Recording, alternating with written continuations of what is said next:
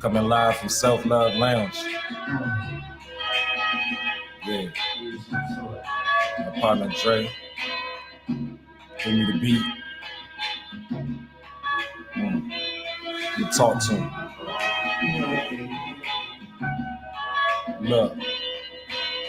Now as I stand here on my feet, I ask myself, do history repeat?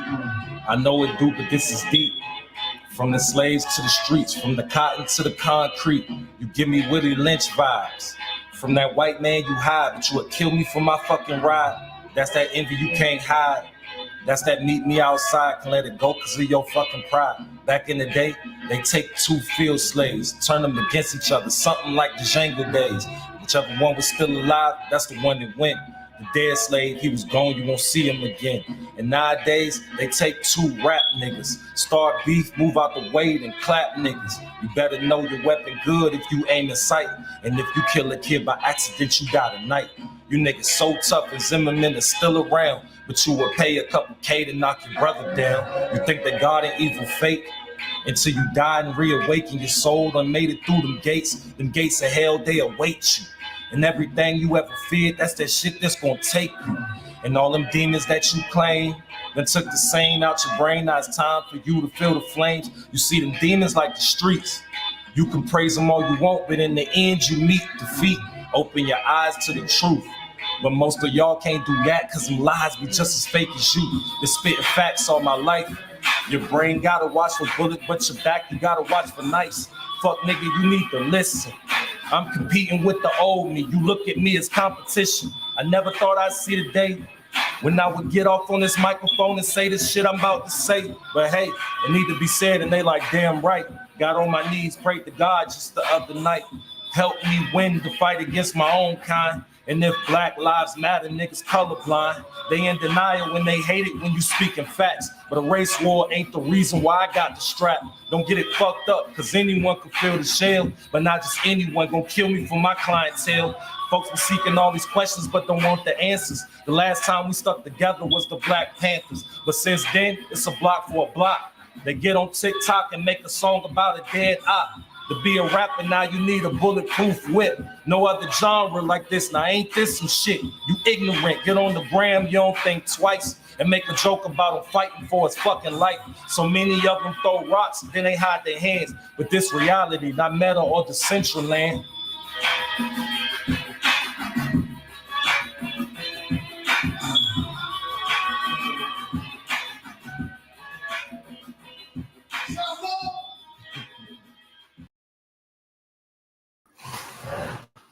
What up, though? It's the word. You see the title. Let's talk about it.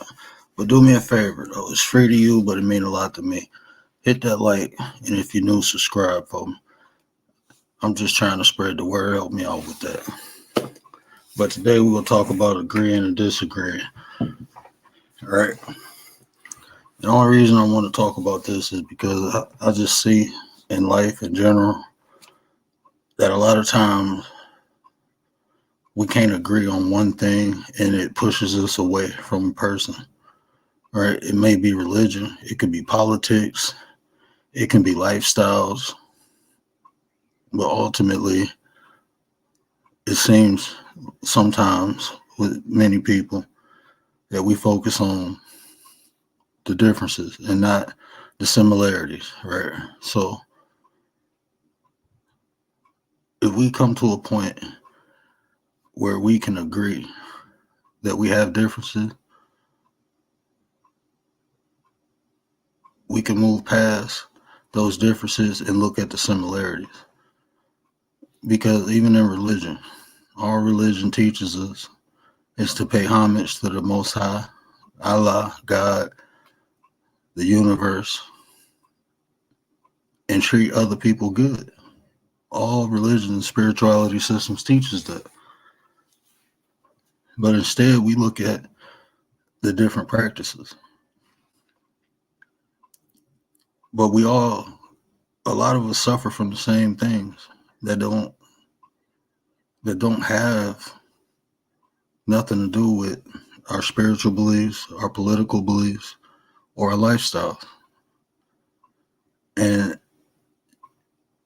if you truly think about it, those differences are really distractions because those differences are keeping us away from conversations that could potentially fix situations and problems that we all have.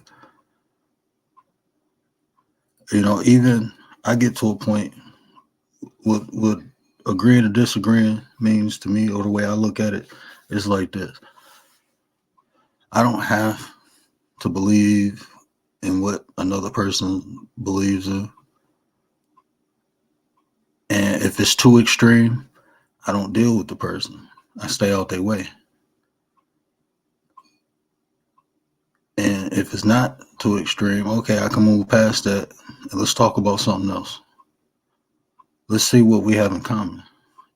But some things are extreme. I'm not saying agree with, I don't agree with men that put their hands on women. I don't agree with that. I can't get down with that. I can't agree or get down with that. So now I can't move past that. In that I will share my opinion and I will try to help. I try to help. But if I can't help and if my opinion ain't needed, I can't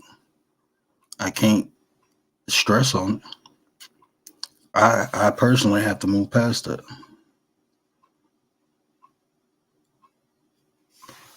A lot of times we get involved in things that we can't help the situation, and then that'll start affecting us, our personal life, when it don't have to.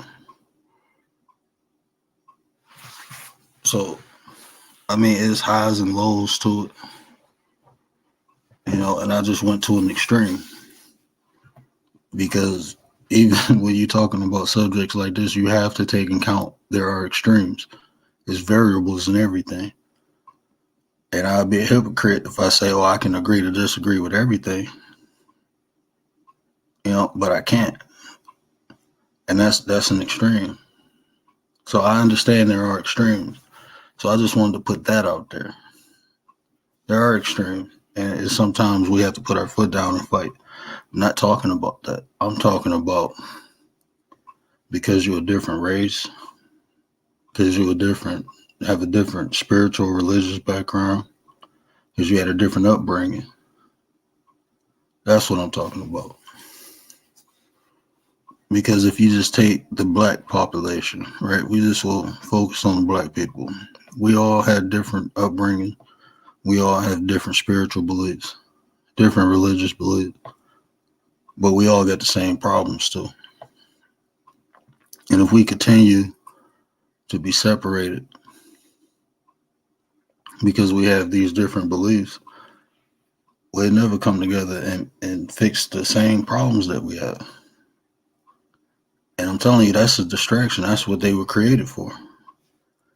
That's why we have categories to separate us, to put us in places, and that's not by our choice. And I'm saying all this to say this: we have to change the way we think. Just because we don't agree with something don't mean we can't come together and work together.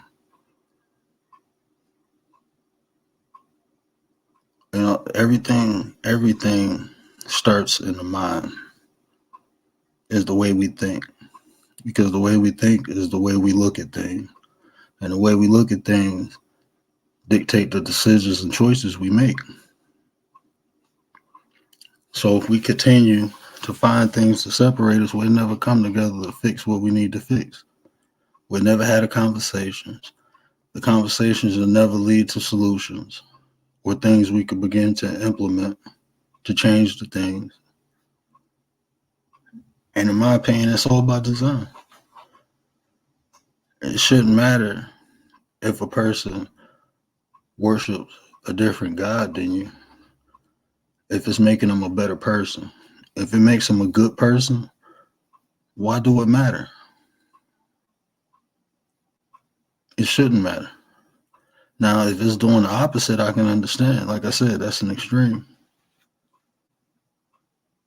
But if it's making them a good person, who cares if you worship Yahweh, Allah, the Elohim? What do it matter? Ishtar, Midri, it don't matter. If that is making them a better person.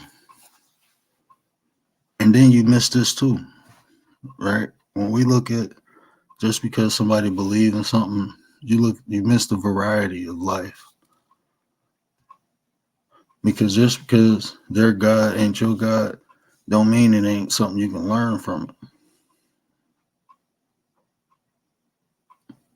Just because a person comes from a different culture, don't mean you can't learn from them.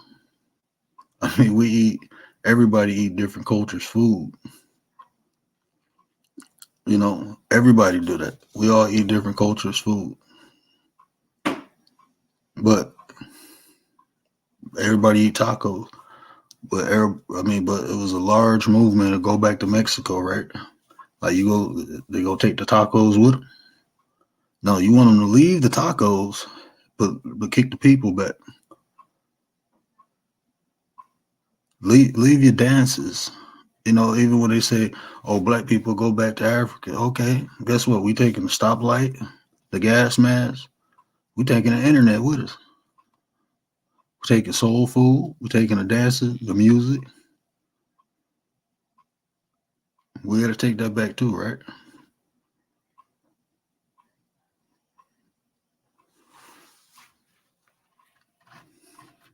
We've been conditioned to look at words. People don't even know what words mean. I heard somebody arguing about being a racist. And if you don't believe me, look this up, please. IST means proficient. That's why you have dentists, you have pianists, you have artists. They're good at what they do. So if you put race in front of that, that means that person is proficient or understanding or knowing in their race. But now we made this a bad word. We condition to think it's bad when we using the wrong word for the wrong meaning.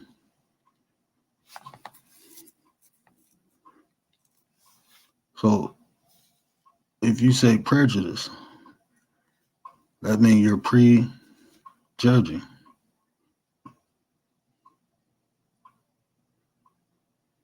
You're prejudging.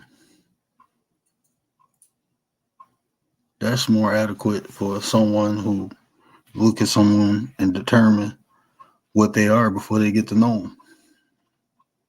They put them in this category. That's prejudging, prejudice. But we continue to not educate ourselves. We continue to not seek information. I'm gonna brag on my sister, my doctor sister, right? We was talking today, and I gave her an analogy, and she was like, "Oh, that's a real good one. You better write that down or something."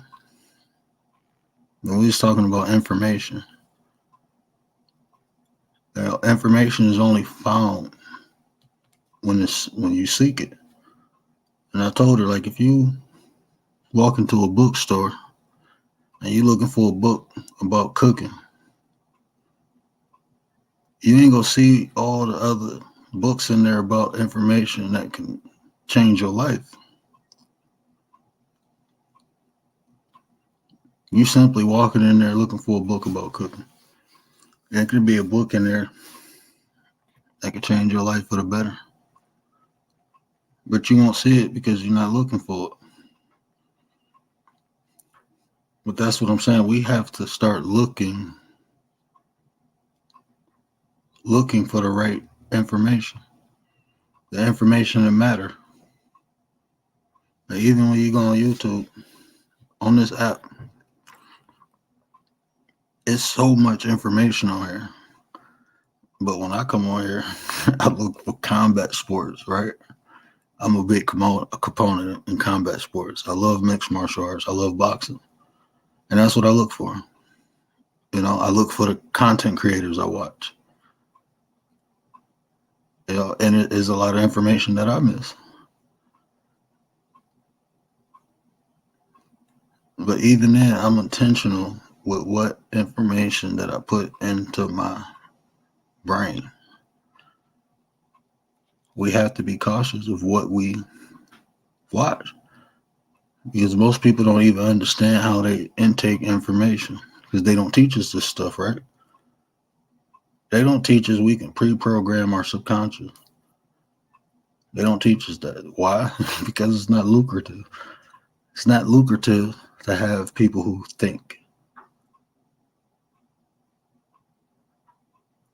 If you listen to, there's a audio book that you can find called Outwitting the Devil. And there's a section in there when the devil said he don't like people who think. He don't like that.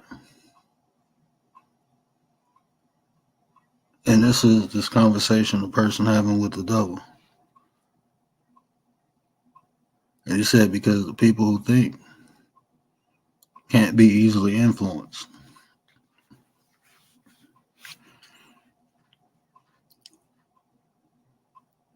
And you got to think about that. Even though this person probably wasn't having a conversation with the actual devil, but what he said is still powerful. It's hard to influence a person who thinks. But a person who don't think can easily be influenced. Because a lot of times they don't even know what's happening. A person might be thinking they're being entertained, but they've been conditioned. And I talked about that a couple times. A lot of us are conditioned. A lot of us are desensitized.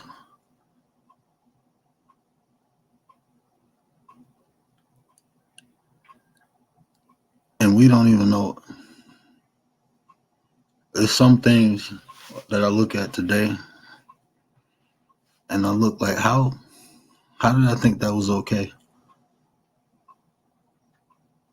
That's because now I have understanding because I came into information. So your perception usually change when you come into new information. You might think something is good, but then when you get the information, you understand how bad it was. But you've been practicing it for a period of time. Sometimes people can't even let go, even though it's bad. Even though they know it's not good, they still can't let go. And I want to say shout out to Miss 504 because it was another content creator on here I was watching, and I looked at it as entertainment.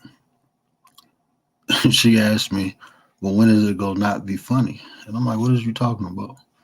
Like, when is the entertainment going too far? When is it not entertainment no more? That's what she asked me. And I had to do a self-reflection. And see, that's hard for a lot of people. It's hard for a lot of people. It was hard for me. And that's why I said it's hard to look at yourself in the mirror and look at your actions and say that was wrong. But see, the path I'm on and what I'm trying to do with my life, I have to do that. I have to do that every day. Because when I didn't do it, I wasted a lot of time. And now I understand that I don't have time to waste. That's one thing you can't get back. You can't buy it. You can't buy time. Can't get it back. So we got to be careful how do we utilize time. But after she told me that, I watched another video of the content creator, and I seen it in a whole different eye because it wasn't entertainment. But I was conditioned to think it was, and I'm just being honest. I was conditioned, and now when I look at people, I'll be like, man, this is not the type of entertainment that I want to digest because it's not entertainment. You know, somebody insulting somebody constantly. If you can't make me think or laugh, I'm wasting my time. If you can't make me feel good, or if you can't make me think, and that's just me personally, if you can't do those things for me, I'm wasting my time.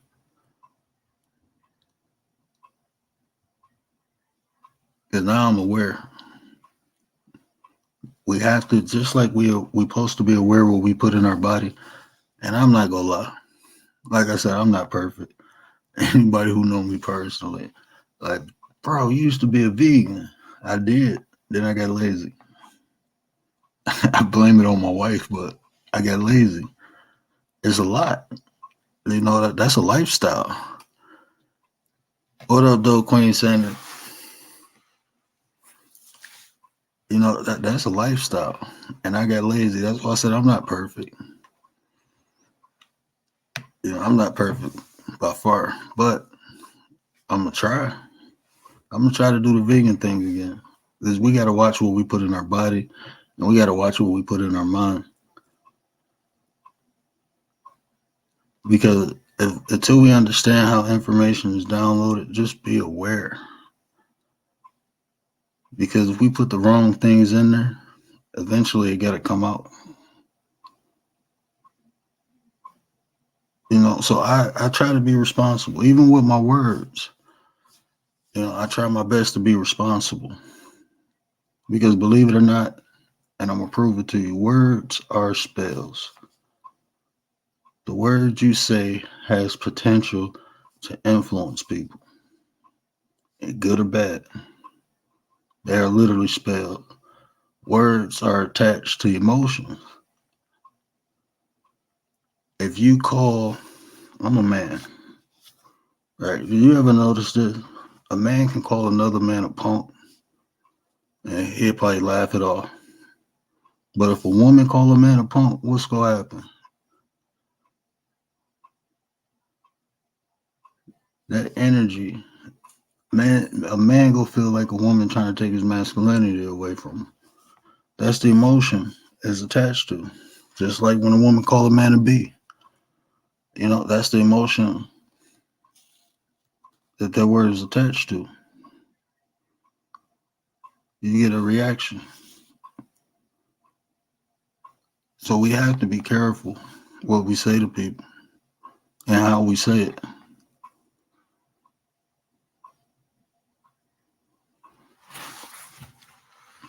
Why don't we get back on subject? You know, because differences, think about it like this. If you work a job, right, you're in a different department. And I use this analogy a lot, especially because I worked in a hospital and I seen it function. I'm a component of watching nature. And sometimes that's people. But them different components come together and do a job. Totally different components. Might be a specialist in respiratory, blood work, lab. You know, they all got to come together and do a job. But in real life, we don't do that. We find differences, and that's what keeps us separated. I don't understand how we can't apply these same principles to our daily life. And I understand this. I understand this. You know, I'm not naive, not one bit. I understand I'll be the first one to tell you, people are messed up, right? That's just what it is. People are messed up. But what happens is, if we keep focusing on the negative or the lower form, we let that outweigh the good because everybody not messed up. So if you go in looking for something bad to happen, you will always find something. I'm not telling you to be naive, and because I'm not. I'm not telling you not to be aware, but I'm telling you if you continuously focus on how a person can hurt you, you'll miss how a person can help you. You'll miss that. And a lot of times, you don't even have to deal with people. You don't have to let people get close enough to hurt you for you to be able to help. Because everything, I hear people, like I said, we got to change the way we think. I hear people a lot talking about, I don't want to be used. You meant to be used. Everyone is meant to be used. Everything is meant to be used. You don't want to be abused, right? So if you go into a situation like, oh, I ain't gonna let them use me, you're already going in there with the wrong mindset. Just focus on not being abused. You should get whatever you put in, you should get out in life. If not, it's not an equal exchange. If I'm dealing with somebody and I'm giving them energy and I'm not getting that energy back, now I'm lacking. So no, I'm not telling you to be abused. I'm telling you you're supposed to be used. Everything is supposed to be used. Everyone is supposed to be used. But we shouldn't abuse things. We shouldn't take advantage of people. But we have to use people. We all have to use one another. That's how things get done. If you look at nature, hey Snow Bunny, hey, drop your link in here. Yeah, y'all go subscribe to Queen Snow Bunny. Because like I said, she and you fit right into what I'm saying. You know, we go on her page and we network. You know, she let us use her. She ain't gonna let you abuse her, but she will let you use her. She'll let you use her platform. See, we all supposed to be used. But when you look at nature, how do you think trees get created?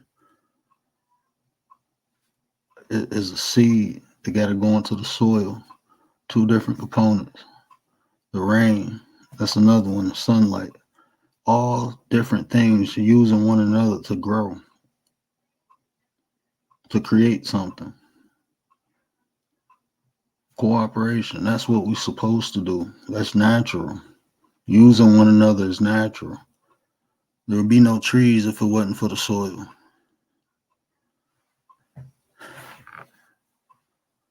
You're not blue.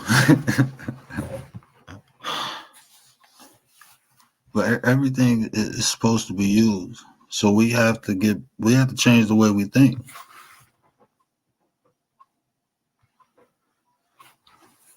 We have to change the way we think. We have to understand. We have to seek knowledge. And a lot of times, like I said, we focusing on the differences and not looking at the similarities. And focusing on the differences, we could be missing stuff. We could be missing opportunities. You know, a lot of people, I used to always, I used to wonder, why do people trust doctors? Like, why do people trust them? Like, after working with them, like, how do people trust these dudes, man? That's because the title. Because we look at it as it's a doctor, but you don't know, like, you don't really know what these people be thinking, how these people are, but we trust them because they told us that we were told it was okay. Just like we was told police officers it was okay. But then you realize, like, they only human. So they just as messed up as we are. Everybody, judges, all these people with titles, they human at the end of the day. They just as screwed up as we are. If you see How many psychiatrists go see a psychiatrist? Just because a person, and I'm only saying this because I heard somebody today ask the guy, what credentials did he have? Or what education, what degrees do he have? And it wasn't in a particular subject they was talking about. And she like, well, yeah, that's what I mean. And it's like, that's crazy because this man just said he was married for 21 years. And we think these titles or these degrees make people automatically they smart. And that's not true. Some educated dummies. We have educated dummies. And that's no knock against, like I said, my sister just became a doctor. So that's no knock against nobody. But what I'm saying is, just because somebody don't have a degree don't mean the information they have ain't good. Because the best teacher in life is life itself. Now it depends how a person take their lessons. If they learn it from them or they repeating the same grade. But ultimately, that's how we look at older people, right? This is why they the elders. This is why they wise, because of what they went through. But we see even some older people are older. I don't want to, are older dummies. It is what it is, man. It is what it is. Some older people are older. They never learn. So just because somebody is of age, don't mean they know a lot. And just because somebody young, don't mean they don't know.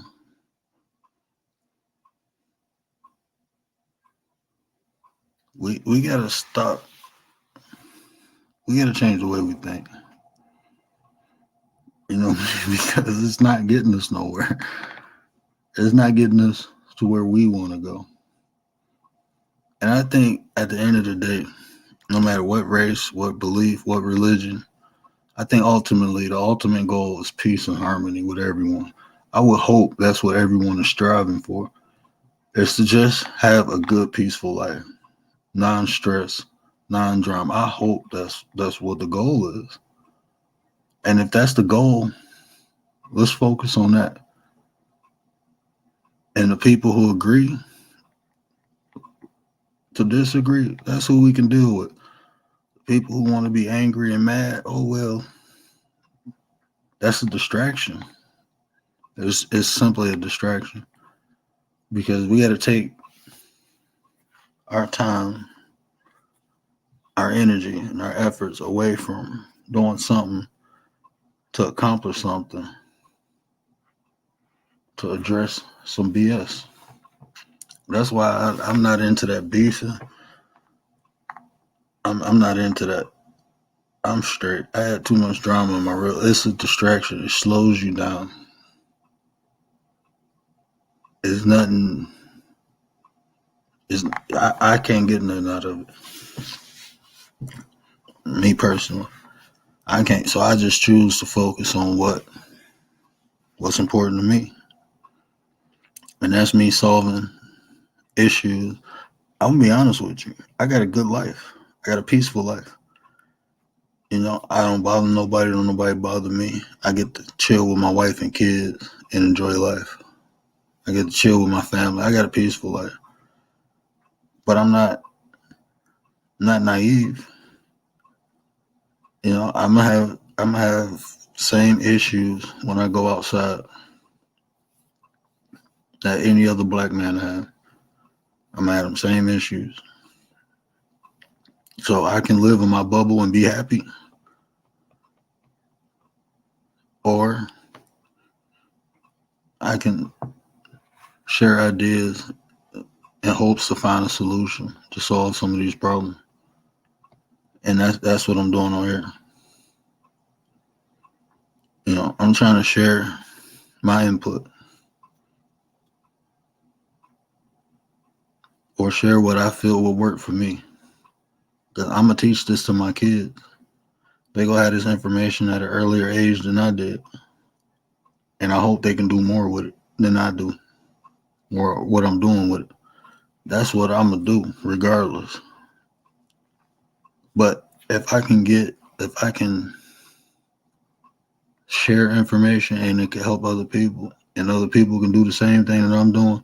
Get the youth. I heard somebody say, "I'm not worried about the adults. I'm worried about the kids." Well, guess who the kids with? The kids are with the adults.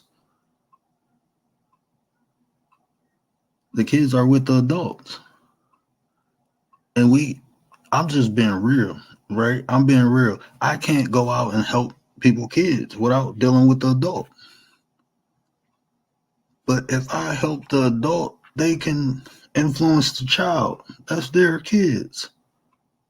That's what I'm saying. The way people think, common sense ain't common no more. And that's no knock against nobody. And that's just my perspective. But I look at it like this. Why not help everybody? Even the older people. Because guess what? The older people can influence the people who they close to. We got to make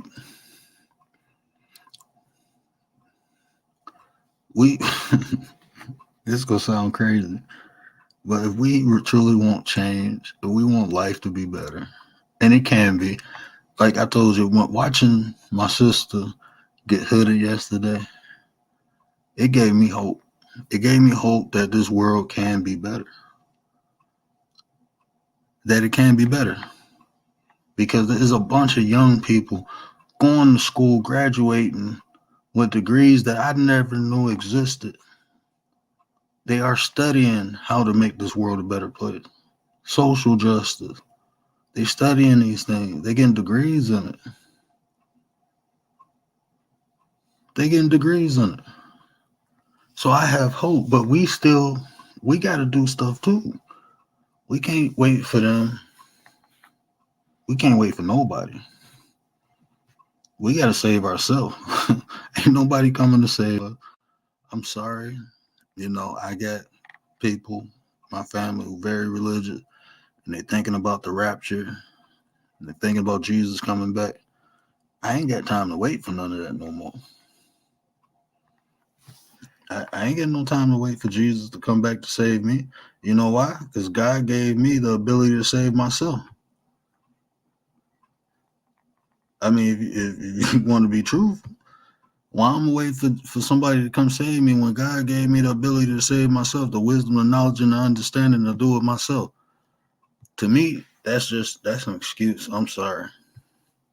That's just my personal belief and understanding. Because even if Jesus coming back, you still got to get ready, right? But until we have to start at home. At home, it starts in the home. It starts in the mind, and then you affect your home. Once you affect your home, you'll begin to affect your neighborhood.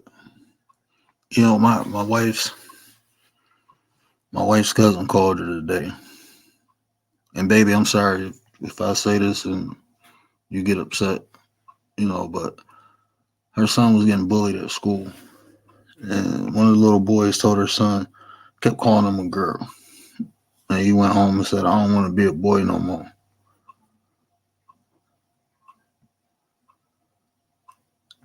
I can't even imagine what that little kid who called him that. I can't imagine what that kid is going through at home.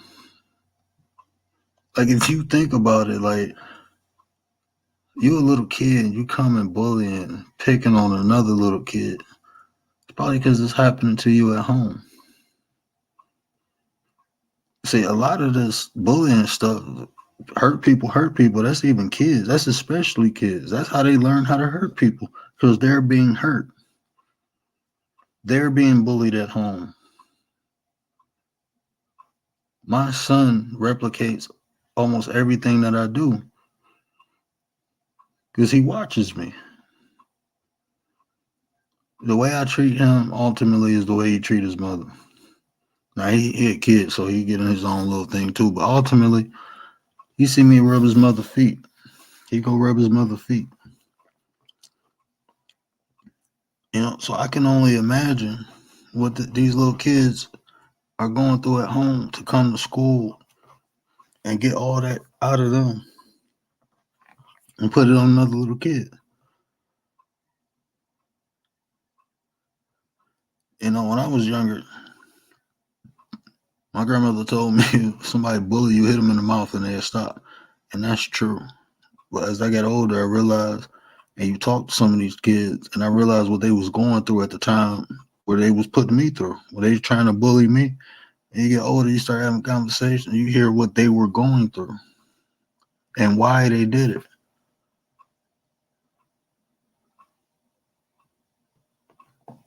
So everything, we got to affect the minds of the adults too, not just the kids. Because the kids are still going to be influenced by the adults. And reality is, how we going to get to all these kids without dealing with the adult in the first place?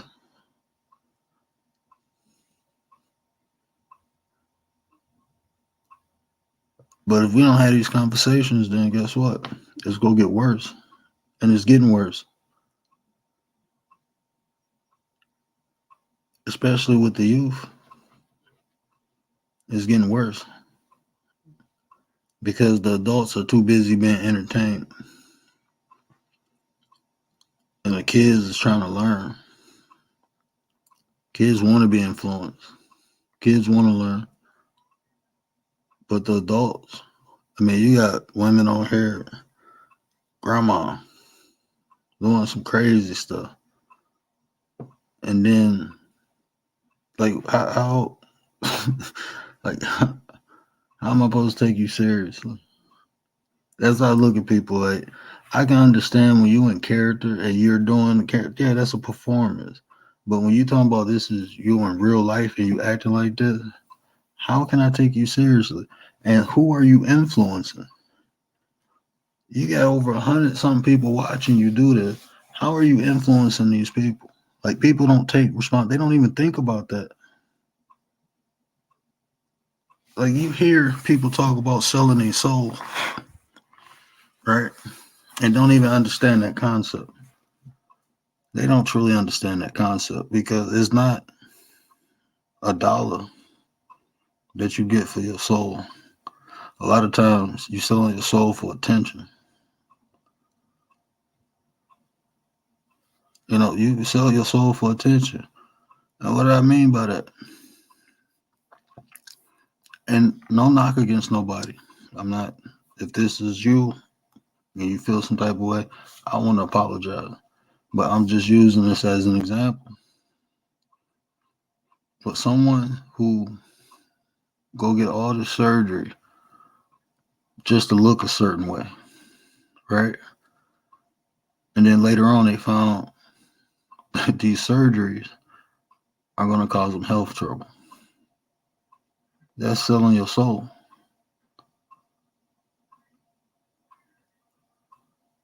Or someone who does things that they wouldn't be proud of and their family members wouldn't be proud of, but you're doing it for attention, for clicks and views.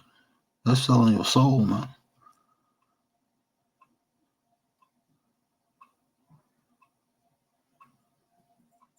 It's not you contacting the devil and signing a contract. It's you doing something that you can't look in the mirror when you can't look at yourself. And I can't believe I did that. We all do it at some point. I'm not perfect. I know I did it countless of times, but I learned. And I won't do it again. Won't.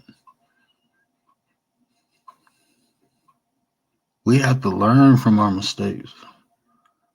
We have to learn from our shortcomings. And sometimes it's not fun to look in the mirror. But the more you do it, the easier it become, because once you realize I have to look myself in the face after I do this, your decision making change because you enjoy looking yourself in the face. Look, man, I ain't even gonna lie. I got a dent in my head. I got a tube in my head protruding. I got gray hair. I love looking at myself in the mirror, though. I can do that now. It was one point I couldn't do that. It was hard. I didn't like what I seen. Even though I had all my hair, I didn't have no dent in my head. And I would like to think I was handsome. My mama told me I was. So I would like to think I was handsome, but I couldn't look myself in the mirror because of the things that I was doing. I couldn't do it. But now I can. Now I can. And we all have to take accountability for what we do. We all got to take accountability. That's how we learn. That's how we grow. Is to be able to look in the mirror and say, you know what? I messed up, but that's okay. I'm learning from it. I'm becoming a better person from it. And that's how we affect our home because these kids look up to it. Even if you ain't a parent, you got nieces, nephews, they look up to you, man. Be an example for them. My thing is, hey, Leticia, my thing is this, right? This is my thing, right? I got sisters. And I had to look at myself in the mirror one day. And I said, you know what? I want my sisters to look at me. And when they look for a man, they look for somebody like their brother. That's what I wanted. So I had to change. I had to become something that my sisters can be proud of. I didn't have kids at the time, but I had sisters. And I know all of them adore me and they all love me. But if I'm out there doing the messed up stuff that other men are doing, how can they find something better if I'm not setting an example myself? So I had to change. And I know a lot of people come on here capping. What's my man named Derek Jacks? He done cheated again or whatever. I know people come on here capping, but I promise you, I am what I am. You can ask my wife. You can ask any female. This is me. And it's not hard. And it's actually enjoyable to actually have admiration. My wife adores me. My wife appreciates me. And that's because I put in the work. And my sister, her husband, he got utmost respect for me, just like I got utmost respect for him, but he reminds me of me. He not all the way like me. Can't nobody be me, but he reminds me of me. And I can hear him. Like when he hears some of the things I do for my wife, he be like, oh yeah, I gotta do that. That right there just shows that not only are my son looking at me for an example, but I got him, my best friend, you know. He called me for advice all the time on how to treat his girl or what to do or what that humbles me. But he see my wife happy. And it's not hard to have a healthy relationship with a woman because a woman wants that. I mean, I think that might just be my opinion. Uh-oh, Rachel in the house. What up, though, Rach? I'm going to get you to hit this link one day. I want to build, you too, Leticia. It's like these two women, man. Leticia got a page. Make sure you drop your link in here, Leticia. Leticia got a page. Y'all got to check out Leticia page because Leticia got some info for you. Like these women, this is what I understand. Like, men, I'm being real. You can call me a beta or simp, whatever you want, but we need to start appreciating women. Women are natural creators, man. They natural creators. The things we try to do, they natural at it. They nurturers. We need to pour back into the women. We need to pour back into the women. But having a healthy relationship with a woman, it feels good. That makes you more of a man. Like, I don't care if a man think I'm an alpha or a beta or none of that because my wife, that's what's important to me. That's what's going to influence me is my wife, what she thinks about me. That's what's important. Now, if my wife tells me something, then I know something wrong. You know,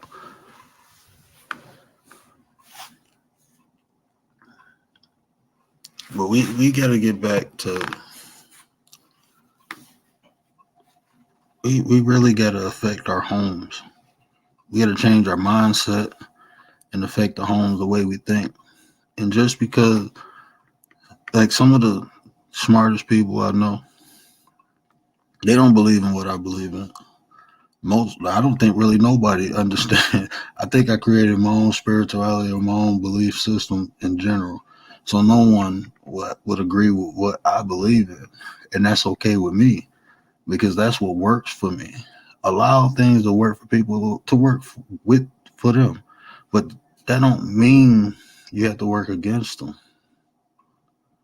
And like I said, I understand the extremes. Oh, all day, Leticia. I mean, you get see, but that's what I'm saying. There's so many content creators on here with so much to offer. But a lot of times we get stuck in the drama and want to be entertained instead of being informed. Me, I'm an information whore. That's what, if you want to give me some books with some information, that's how you get me. I'm an information whore. I have to know how things operate and work. And I love to see different perspectives, different ways that different people look at things, because that's just adding to me. You know, that's what I'm saying. Agree to disagree. Because just because somebody believes in something different don't mean they don't have information that you can't use. You know, we don't, like I said with the titles, you know, I guarantee you, your doctor, when you went and found a doctor, you didn't say, oh, is he a Christian or a Muslim? Some people do. I know people who do that. But on average, we don't look at those things. We just see if they good at what they do.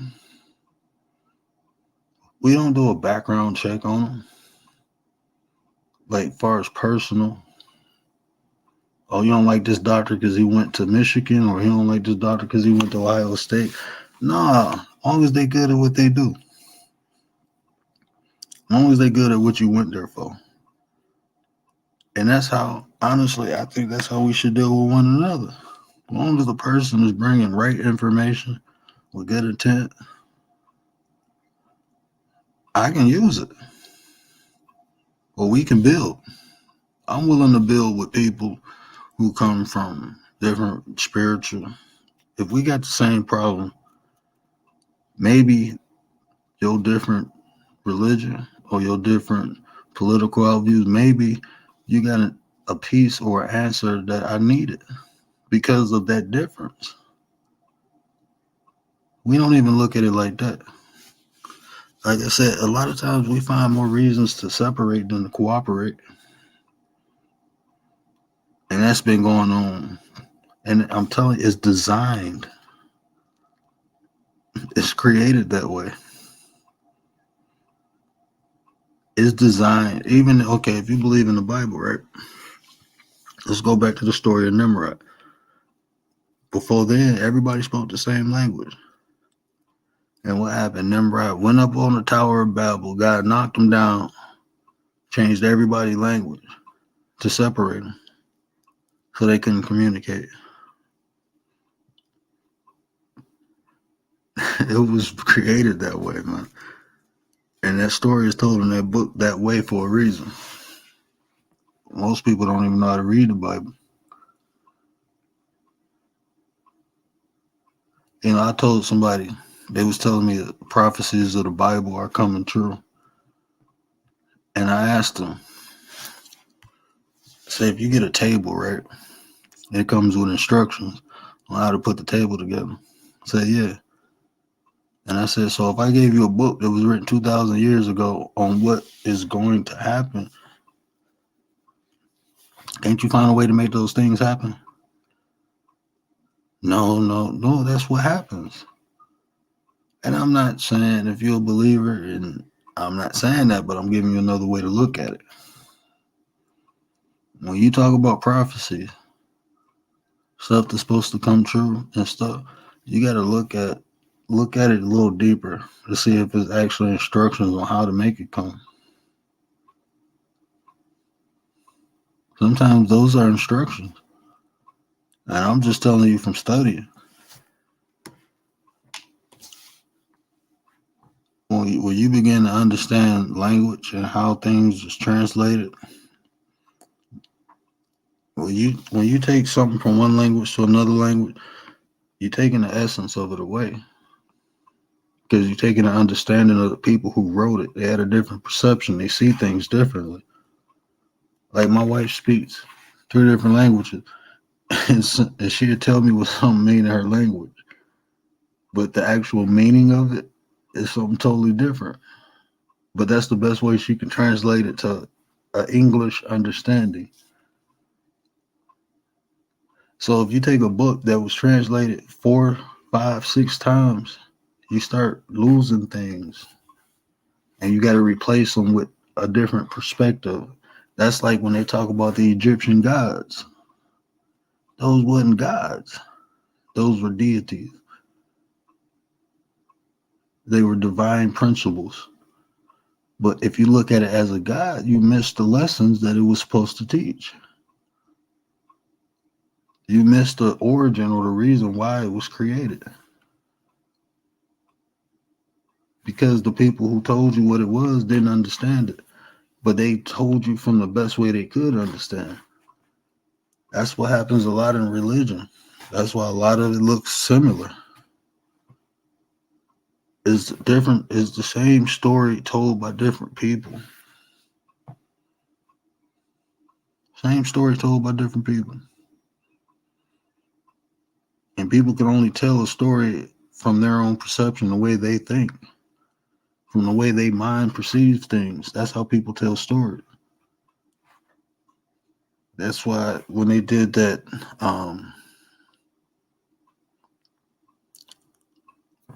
people say when you tell one person and just have it, the story told through different people, and about time they get back to the person, the whole story done change.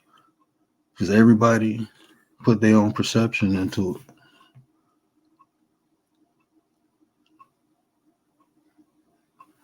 So that's why I don't even debate religion no more.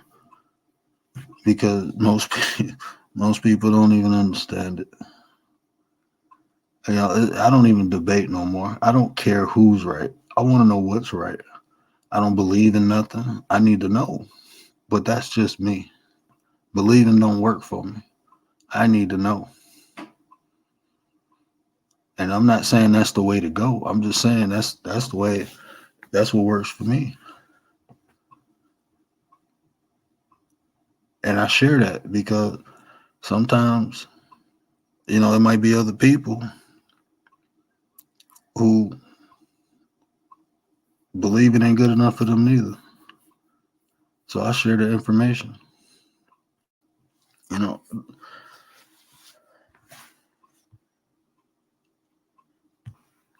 Latif, I want you up here one day. I want to build with you because I was looking at your page and just the way you present information. Like I said, I'm always curious about the way people operate and the way people's brains are. Y'all make sure y'all hit that sub. All 5 people in there. I would greatly appreciate it if y'all, well, 4, because Leticia will be 1. I appreciate it if y'all sub up to Leticia's page because, like I said, you go get informed. You go get information. But that's what we got to do, too. We got to support one another. And it's free. It's free. It's free to support. It's free to say something nice. And it feels good when you do it. You can't tell me when you compliment somebody and they smile, that don't feel good to you. And if it don't, we got to work on that because it should. You exchanging energy and positive energy. It's easy to be nice to people. It is so easy to be nice to people. And when you be nice to people, usually you get it back. And I know, like I said, I'm not naive. You can't be nice to everybody. You can't give everybody because everybody don't deserve it. Right? But let's not focus on what we don't want. Because if you understand how the universe work, the universe don't understand don't and what you don't want and what you want. They just understand the energy you put into it. That was the hard lesson I had to learn. I had to learn to not think about the things, not think about the things that I don't want, not focusing on those, focus on the things I want. Because a lot of times when we focus on what we don't want, that's exactly what we get. Because that's all we see. You know, I tell my wife all the time, you have to think positive, even when negative stuff happens. Because if you don't think positive, you won't be able to see the positivity. You constantly be focused on the negative stuff. And the next thing, sometimes we end up creating more negativity. Because the thing that wouldn't have bothered us before, well, now that we upset, well, now it's a problem. Now it's a problem.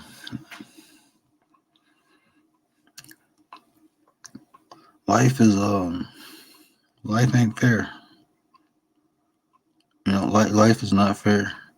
And like even I sit back and think about a lot of the stuff that I went through in life. I used to think, why did I have to go through this? I used to think like that. Like, why did I have to experience this? Why did I have to go through? But now I'm grateful because all the things I've been through in life, it gave me the opportunity to be great. It gave me the opportunity to be strong. It gave me the opportunity to learn, to become wiser. And even what I'm going through now, you know, it's times that it take me like an hour when I wake up to get out of bed because the fluid in my head, the way I was laying, didn't drain properly. And now I got this massive headache. I can't see. But every time I feel that pain, I smile and I relish in it because now I have an opportunity to become stronger, to push myself. Like to me, barriers or limitations, to me, honestly, are meant to be broken. It's meant to be broken. When I got stabbed, they told me I wasn't going to be able to lift my hand over my head because of the muscle damage it did in my chest. And when I finally did it, I stuck the middle finger up at the doctor and smiled. Like, you told me I couldn't do this, and I did it. You know, I don't have full mobility, but I can put my hand over my head, something they told me I wasn't going to be able to do. I'm ignorant, man. I'm an ignorant bastard, though. I tell you that. When people tell me I can't do nothing, exactly. Like, when people tell me I can't do nothing, and I'm not saying to the point where I let people control me, because I understand that too. I'm talking about personal limitation. Like when a person think I can't accomplish something, that's fuel to me now. Because but I changed my mindset. Because I used to believe when people put me down, I used to believe that. Because I didn't have self-esteem or self-confidence. And the people who was doing it was close to me. So I believed it. And then one day, I just realized, like, this person don't even love themselves. So how can they love me? And then I start hearing all the other people who was telling me I am good, I am great, I can do it. But I didn't hear that at first because I was focusing on what I didn't want to hear. A lot of times we will focus on the negative and let that outshadow the positive. because that negative feeling don't feel good. And we built a defense mechanism not to feel that. And it took me a while to understand that. That's what we do. Them negative feelings, we don't like feeling that. So we protect ourselves from feeling it. So any inkling or indication that's coming, we got to protect ourselves. That happens subconsciously. So once I understood that, I was able to do it consciously. I was able to become aware of what I didn't want and what I did. They don't teach us that.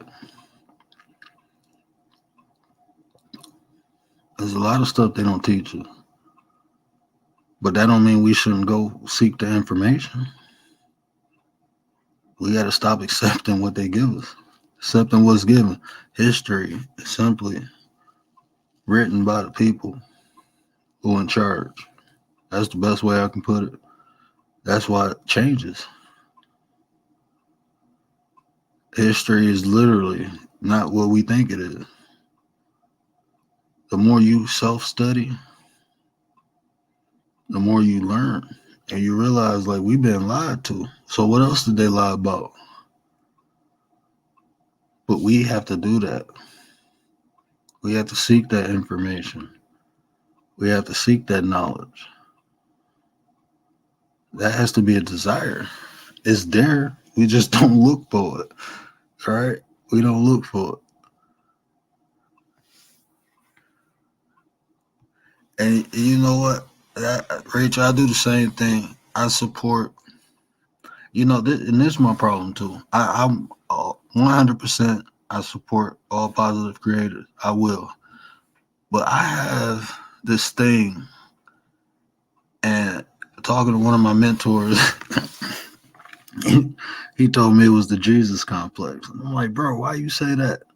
He said, because Jesus didn't go into the palaces to teach the word of God. He went into the slums, what we would call now the gutter trash. I had to say that one time. The Perry Homes gutter trash. That's where Jesus went to teach. That's where Jesus went. So the same place where these people talk about people, right, is ironic, right? That they believe in Christ, but they put the people down. Jesus went to go teach. And he said, you like going to try to change the heart and minds of people who society or the rest of people gave up on. Because that was me. I was the one that they gave up on. I was told by one of my family members I wasn't going to live to see 15 if I kept doing what I was doing. Because she knew what I was doing. A lot of other people didn't know, but she knew. And she told me that. And that hurt me when she said that, because I loved her. But I was hurt, but she was right. So I have hope.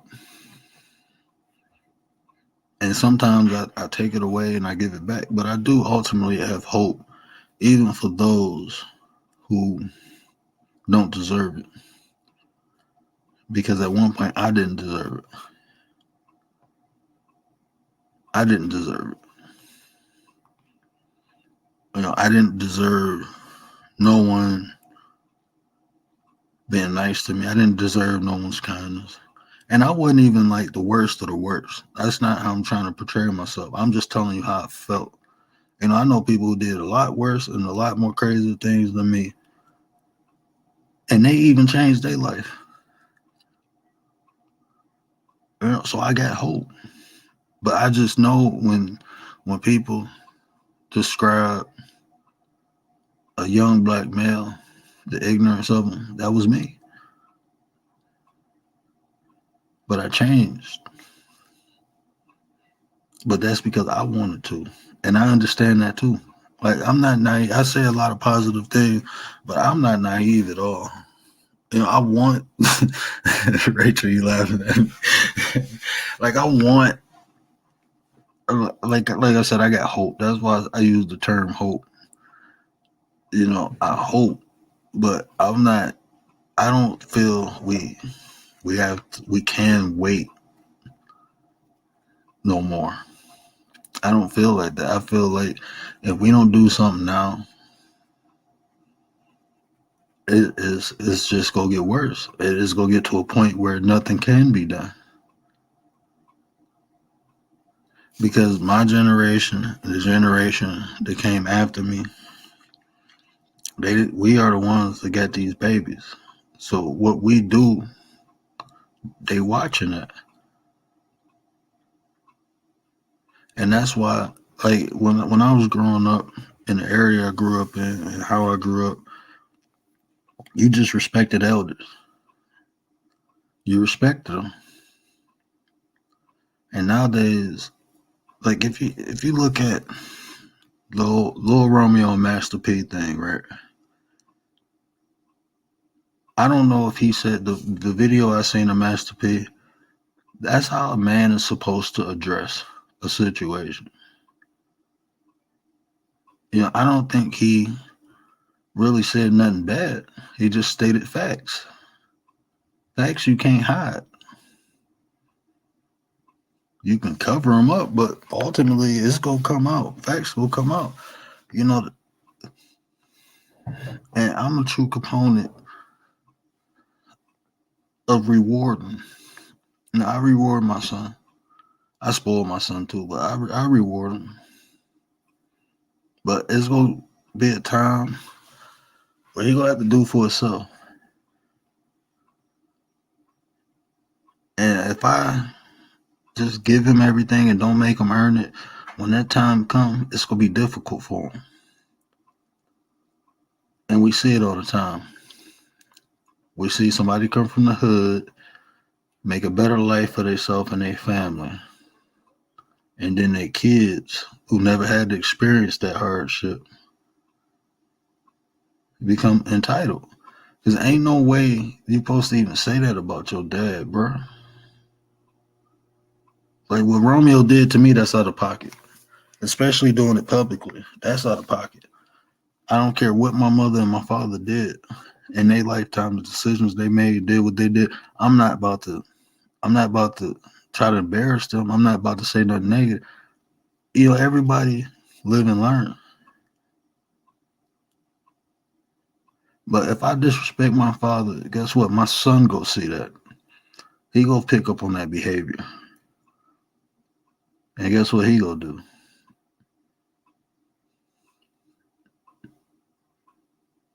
And that's just and I'm not having that. I know my sister go kill me. I ain't even about to say it because I ain't about to debate with her. Because I know she probably sleep, but she'll call me tomorrow and debate this. But this is what I'm saying. I gotta be careful how I say this because this is like something going on, like a debate within our family. So let me be careful how I say this. I believe you have to adapt or evolve to the way life change, right? But I still believe that some of the old school ways can be converted until today. You know, we can still use some of those same philosophies, those same meanings of getting things conveyed over to the kids that they did in the past. I mean, we do it with everything else. We still go to the middleman for God. We still go to the middleman. We don't because that's what we was taught. We had to go to church. So we still follow some of those old traditions as far as religion. And when we looking at what's going on with our kids nowadays, we have to understand that some of the old ways can still be used to handle new situations. But I understand we have to evolve with the time too. Yeah. Yeah, what Rachel said. We have to be the change we want.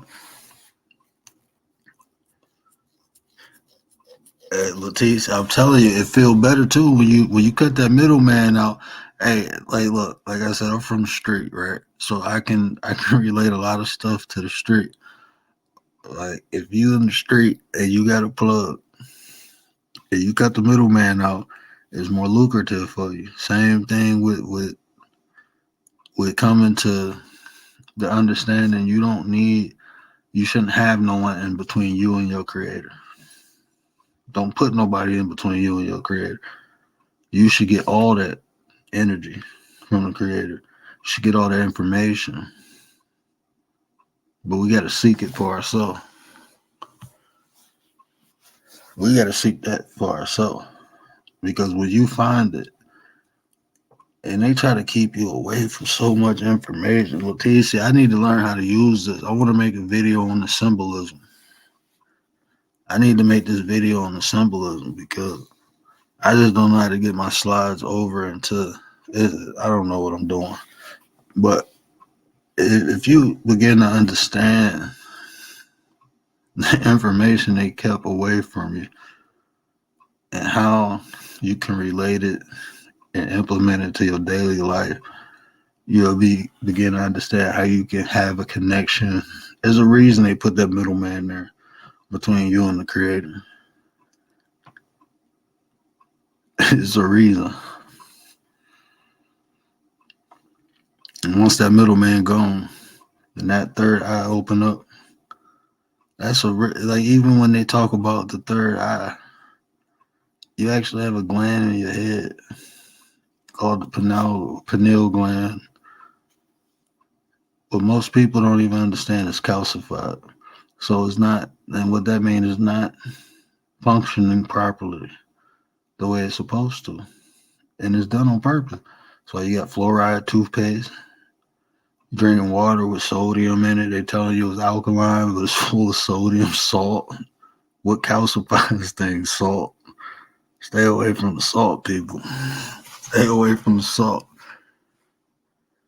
Oh, see, this is why, hey, we're going to have to do a build.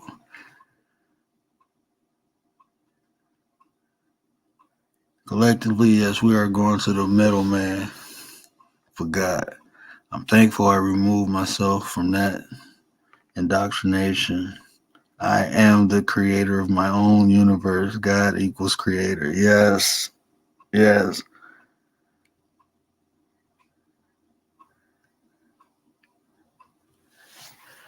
And see, I mean, if you, from what I've seen, Leticia, if you taught yourself that, like I said, we need to stop.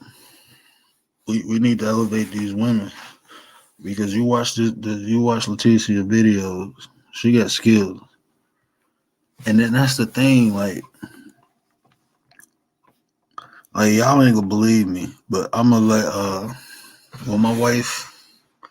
When we having a baby in a couple days, she got a scheduled C-section for the 22nd, so I'm gonna get her on the mic because I'm gonna go live. Probably she ain't gonna let me show the baby, but I'm gonna go live from the hospital. And like my wife is into the paranormal, and I got possessed one time dealing with her. And we're gonna tell that story. It wasn't fun, but like I feel energy, and it's something about certain people. When I watch them, I can see the energy they put into their creation. That's why I like looking at art. I can look at paint and I can see different colors. Like if my eye messed up, I understand that. So I might be tripping sometimes, but I can see the energy they put in it. And maybe that's just in my head because I study the chakra system, but I can tell from what level and what energy was put into it by the color. I know that sounds crazy, but I am crazy. I accepted that. I'm just different.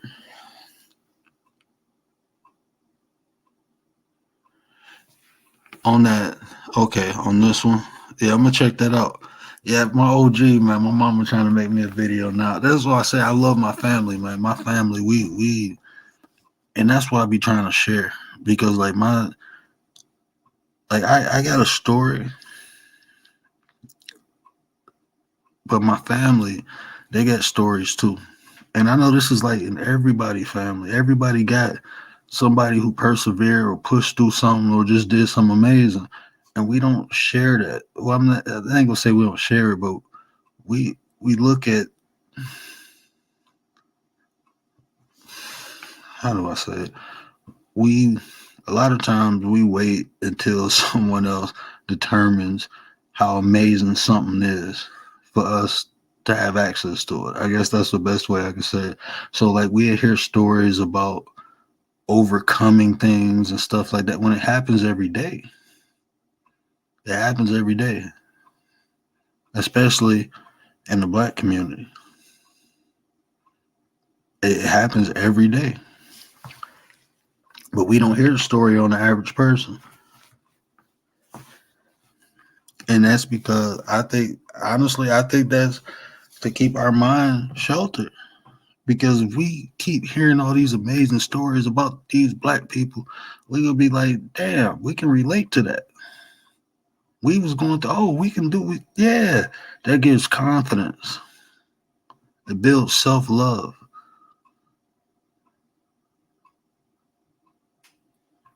And we can't even appreciate our own.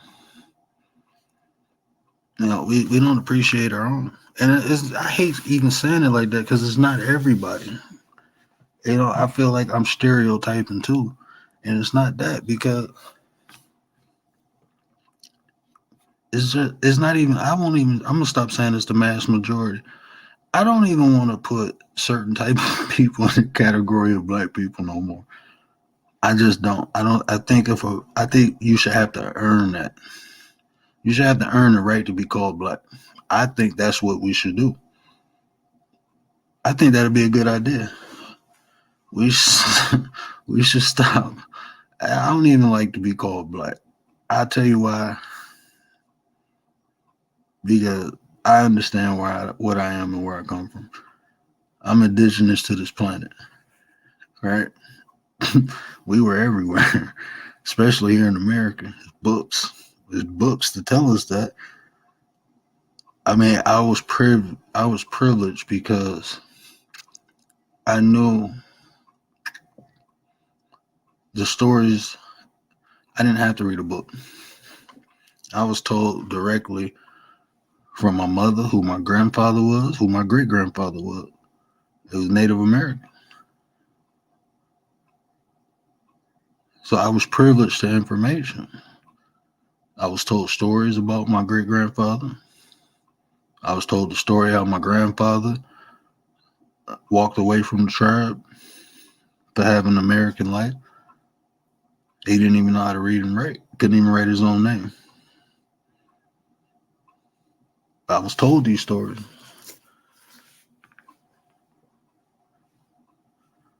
I was privileged to customs,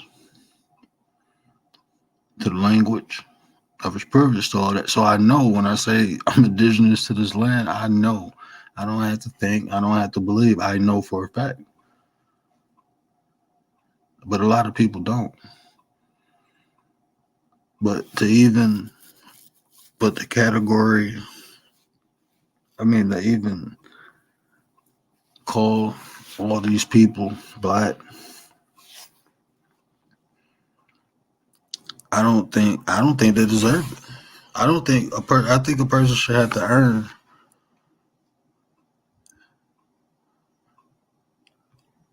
I think a person should have to earn to be called black. I mean,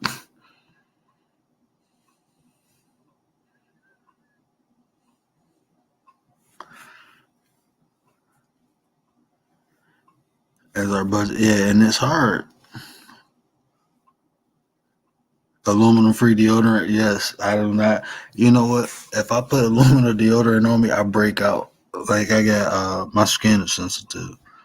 Uh, but I'm gonna be honest with you. I didn't my eczema when I was vegan. It didn't bother me at all. When I was vegan, it didn't start bothering me until I started eating meat again. And then my skin became sensitive to Aluminum, I can't use it.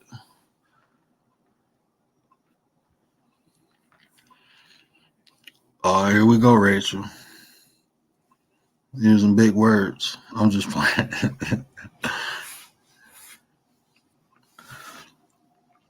but um, but yeah,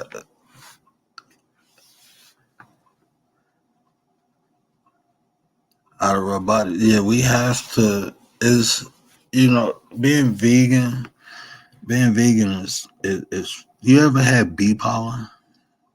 Because like I was real big into lifting weights, and I had to figure out how to get protein. And I'm actually allergic to bees, but bee pollen, man, it changed my life. The bee pollen, I'm telling you, bee pollen changed my life.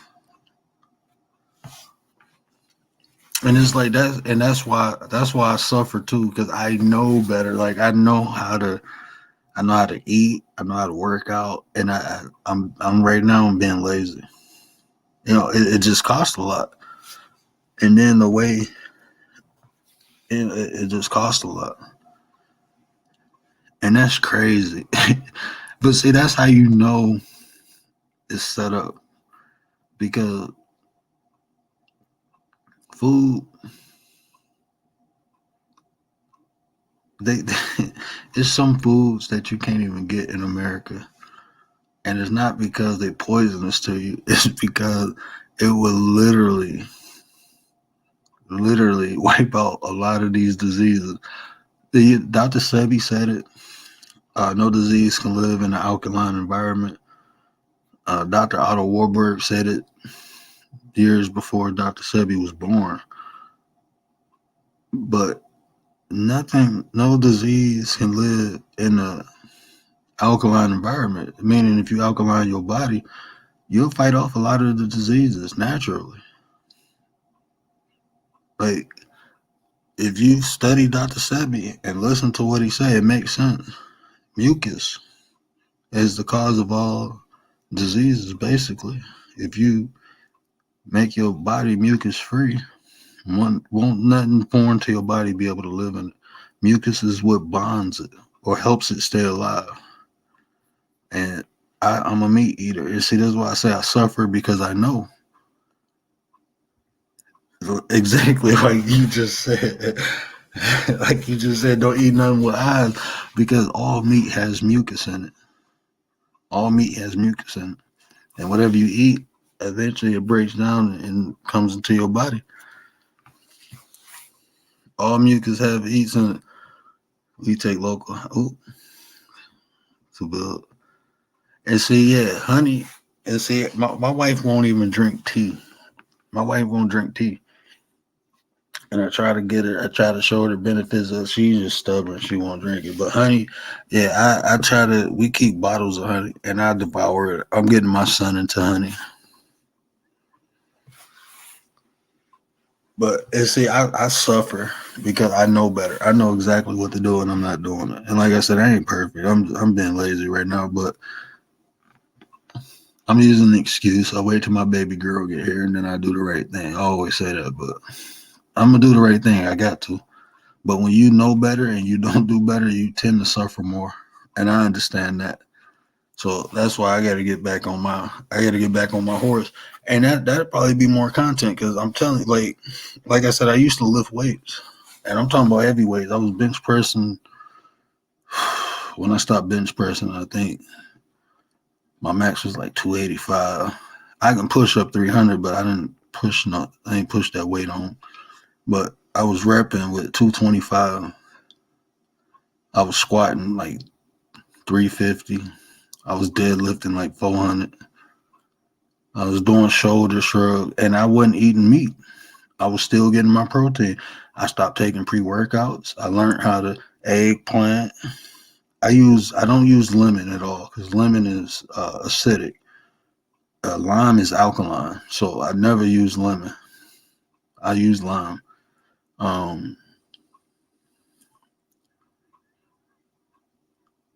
yeah, I'm gonna start doing it right now. I'm gonna start doing the right thing now.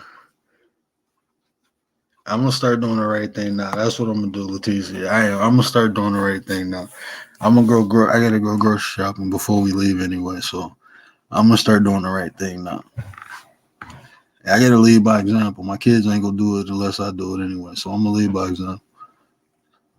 But yeah, it is. I knew, but I did. I say that one thing I can't let go, and I'm very peculiar about it. I can't let my salmon go. I let everything else go. I love salmon. I need my salmon. I let everything go, but just let me have the salmon. I won't eat it with the eyes. I make sure the eyes gone, but I need the salmon. Yeah, that's my gift. You know what, Leticia? My me being here and my wife helped me realize that because, like I said, when I first lost my sight, there's a lot of stuff that I was used to sparring. You know, the more I got into real estate and life insurance, I didn't spar as much, but I still spar like at least once or twice a month. I can't do that no more. You know, I can't do no type of combat sports no more because I got a tube in my head and I can't see. You know, I was really into like cars and guns. Like, I don't even want to, I don't even carry no more because, I'm not going to take a chance that I have to use it and then, I hit somebody because I can't see right. So, I mean, there's a lot of stuff that I had to mentally get over, but I did. I'm comfortable now. I adapted, made some of the changes, and I still make some of the changes. Like even now, like I'm in the dark because that's the only way I can see the computer screen. That's the only way I can see it is in the dark. There's too much light going in the one little space in my eye. It kind of like blinds me, and I don't know how to get like my computer is on blackout mode, but I don't. When I come on StreamYard, it don't do that. And I don't know how to go live from YouTube without turning the camera on yet. But yeah, salmon is expensive.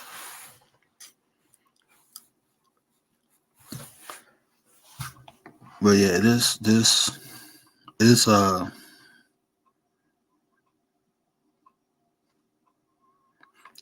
life throws us curveballs, but I just think it's opportunities. I've learned to look at it as an opportunity because it's easy.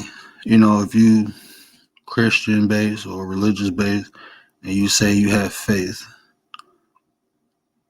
what is it if it's not tested?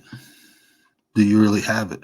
You know, and in my life, like I said, I asked for strength and I believe I'm a strong person.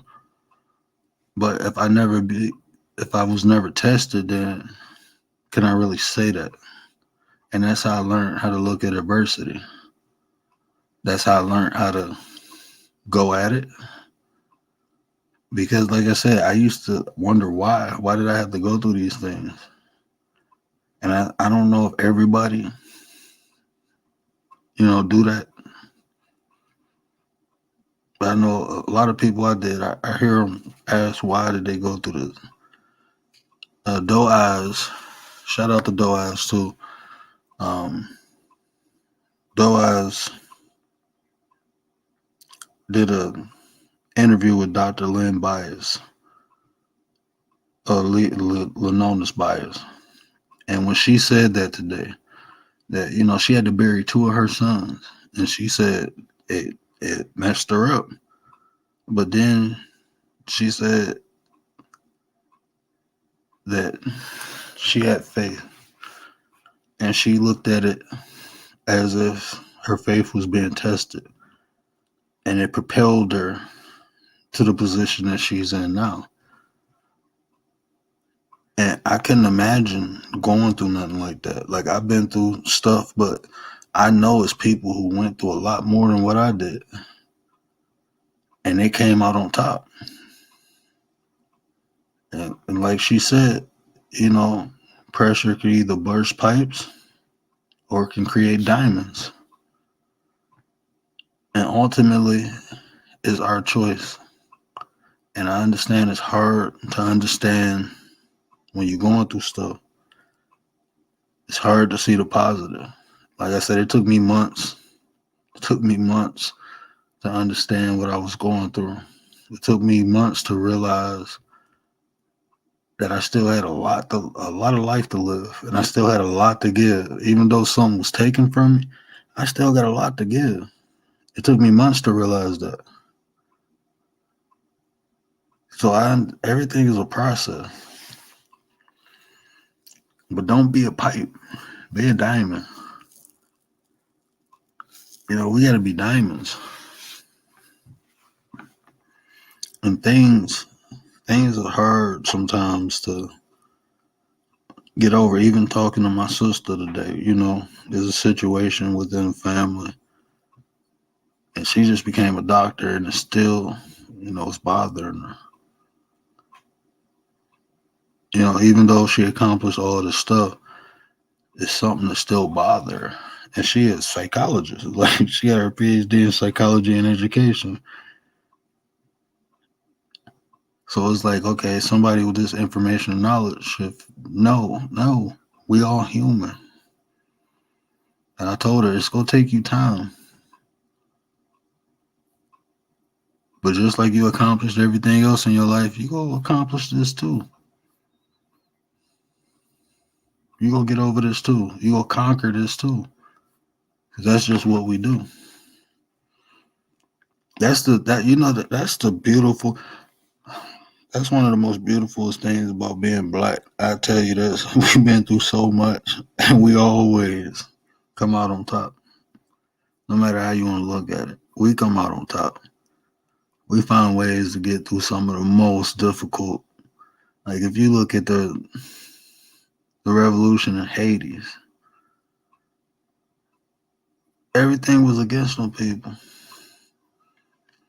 But they was able to push the French out. Even what we've been through here in America. You look at our elders and our ancestors.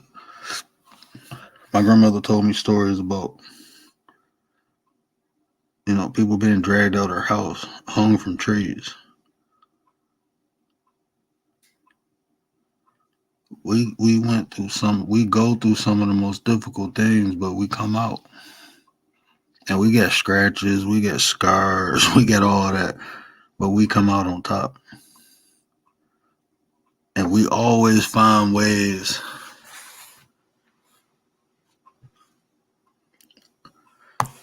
Oh, no problem, Leticia.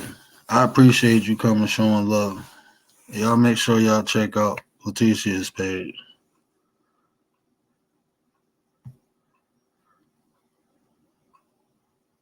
Oh yeah, you gotta learn to bob and weave, Rachel. You gotta learn to bob and weave. And you know what? But these is the conversations that we need to have, because sometimes people don't go through stuff until later on in life. And then when they go through it, they don't know how to take it. Fortunately for me, I've been through stuff when I was younger. And that sounds crazy, because I used to think, like, as a kid, like, I shouldn't be going through this stuff. It's not natural. And it wasn't. But it was only to build me for what I had to go through later, because it just got crazier and crazier and crazier. But then you get some people who've never been through nothing. Then later on in life, when they go through it, they don't know how to take it. Like you said, they never learned how to bob and weave. They never know how to learn how to go with the punch. But sometimes they take themselves out.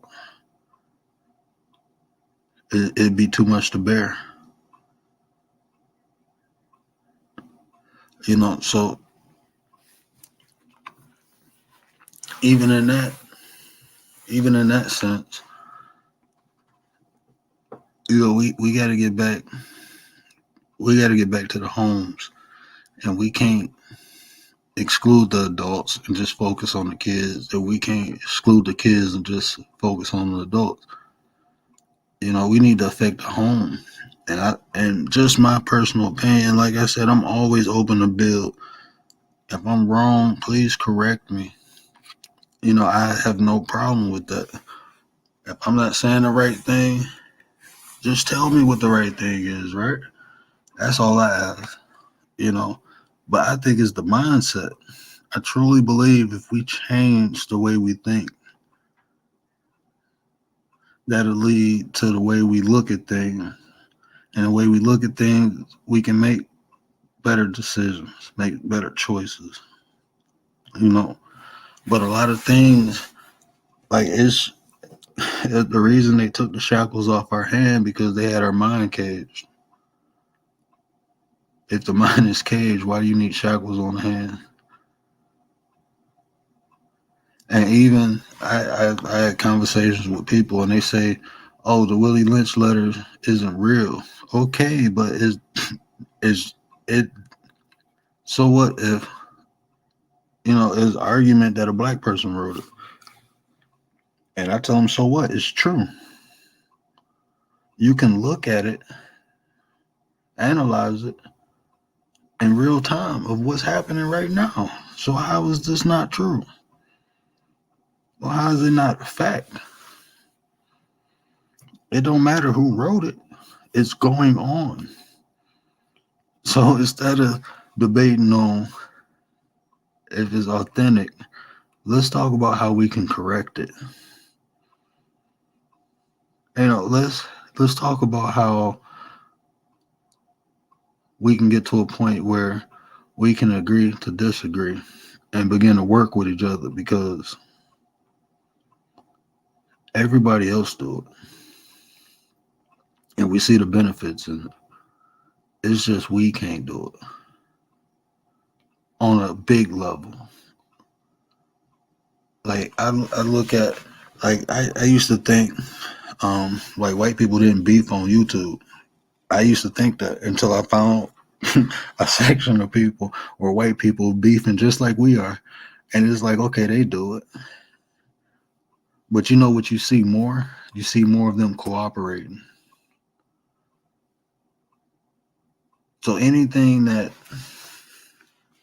we do, it's gonna be groups of people doing this. I say Asian people on here, they got a little beef sector. And I'm like, oh, they copy what we do. They copy what we do. We've been leading trends for years and didn't know it. We have been influencing the world. But yet, we still on the bottom. Like they using us, man. Our creativeness, our skills, they use us. We get used and we don't even see it. Because they made a lot of us believe that we was at the bottom. In all actuality, we at the top. We just don't know we up there. They can't get rid of us. That's been proven. You can't get rid of. They done exterminated groups of people. They ain't exterminate us. They can't. We give them too much. We don't even know how special we are.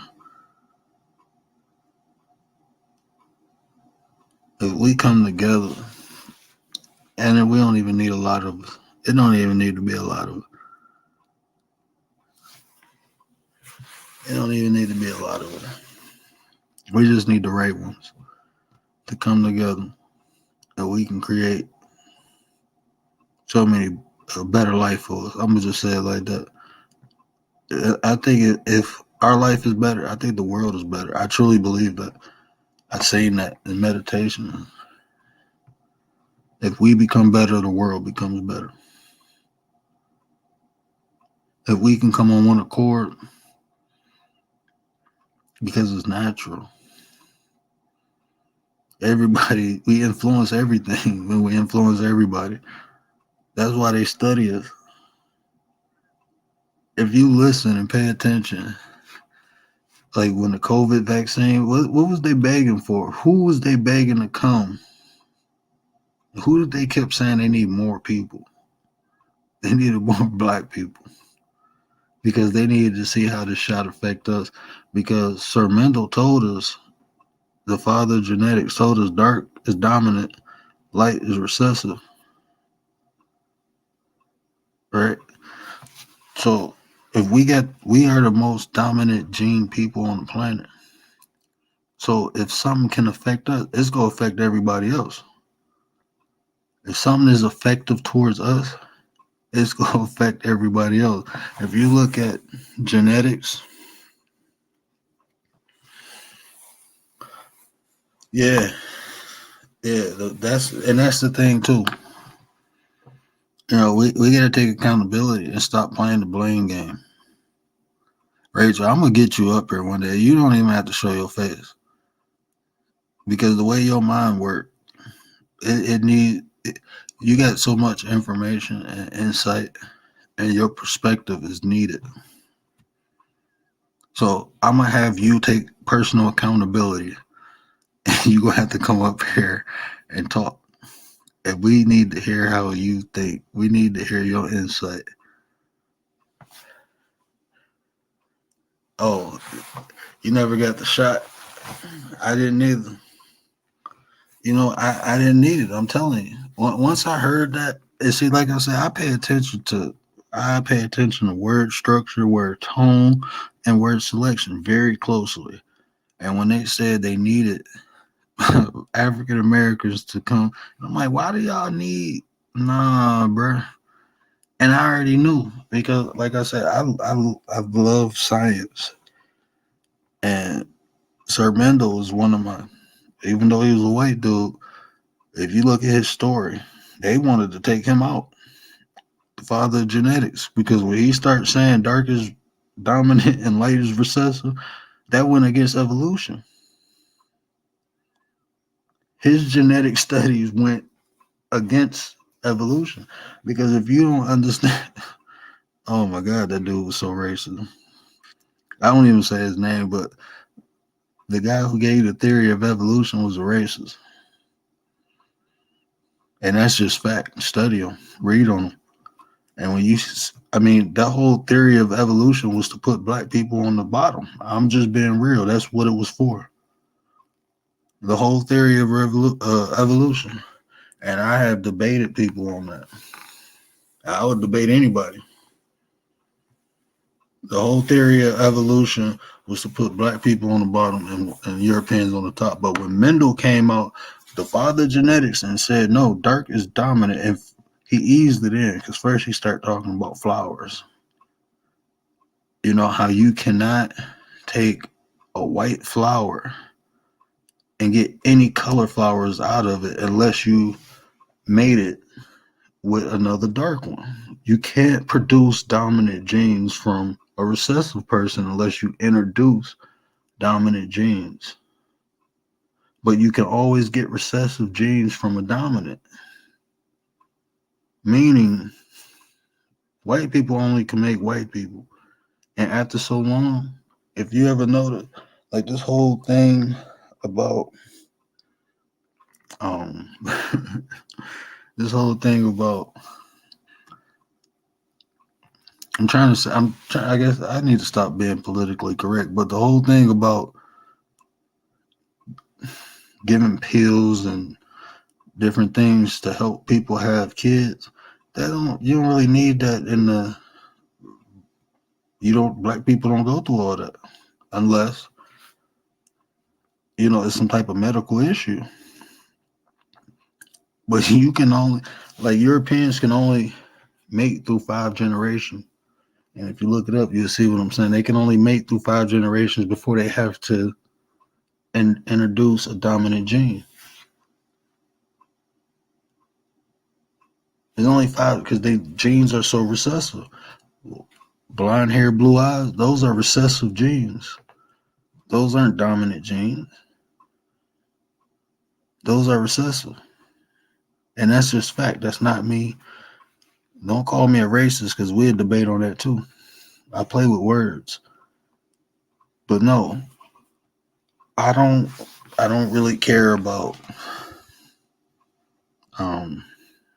I care about what matters to me. And what matters to me is people who look like me, people who think like me. That's what matters to me.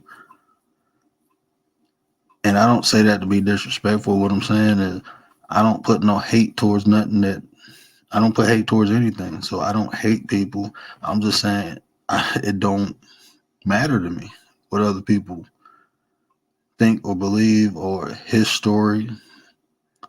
None of that stuff matters because it don't.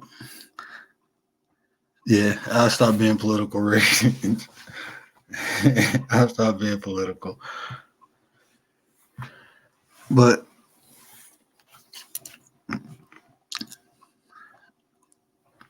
we is a reason they didn't want us to. They don't want us to love ourselves, right? Because the more we love ourselves, the more we start finding out who we truly are. And then, because you can't hide facts, right? You can't hide them. You can cover them up, but eventually they're going to become uncovered. So telling us stuff, like trying to make us believe our history starts at slavery, nah, man. Nah, that ain't where our history starts.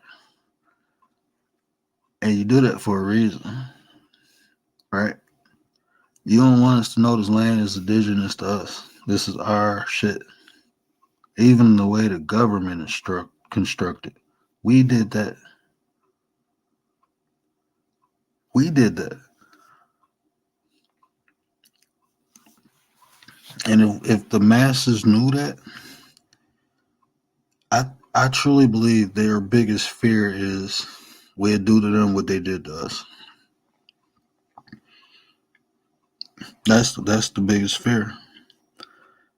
You can't even say nothing about a J word. You can't even say they run stuff, they own money. You can't say that. And that's crazy. But why? That should be the question. When you say anti-Semitic,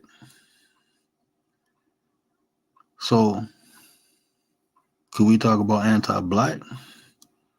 Because the music that's being put out is anti-black.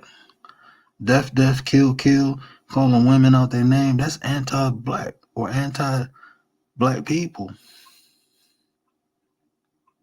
But these companies are allowed to, you can say the N-word all day on the radio or anywhere. You can't assault no other race though.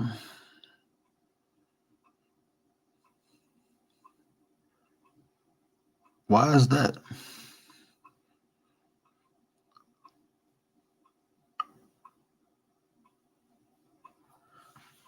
This whole thing is made for us to self-hate. Even getting on here. You know, I have to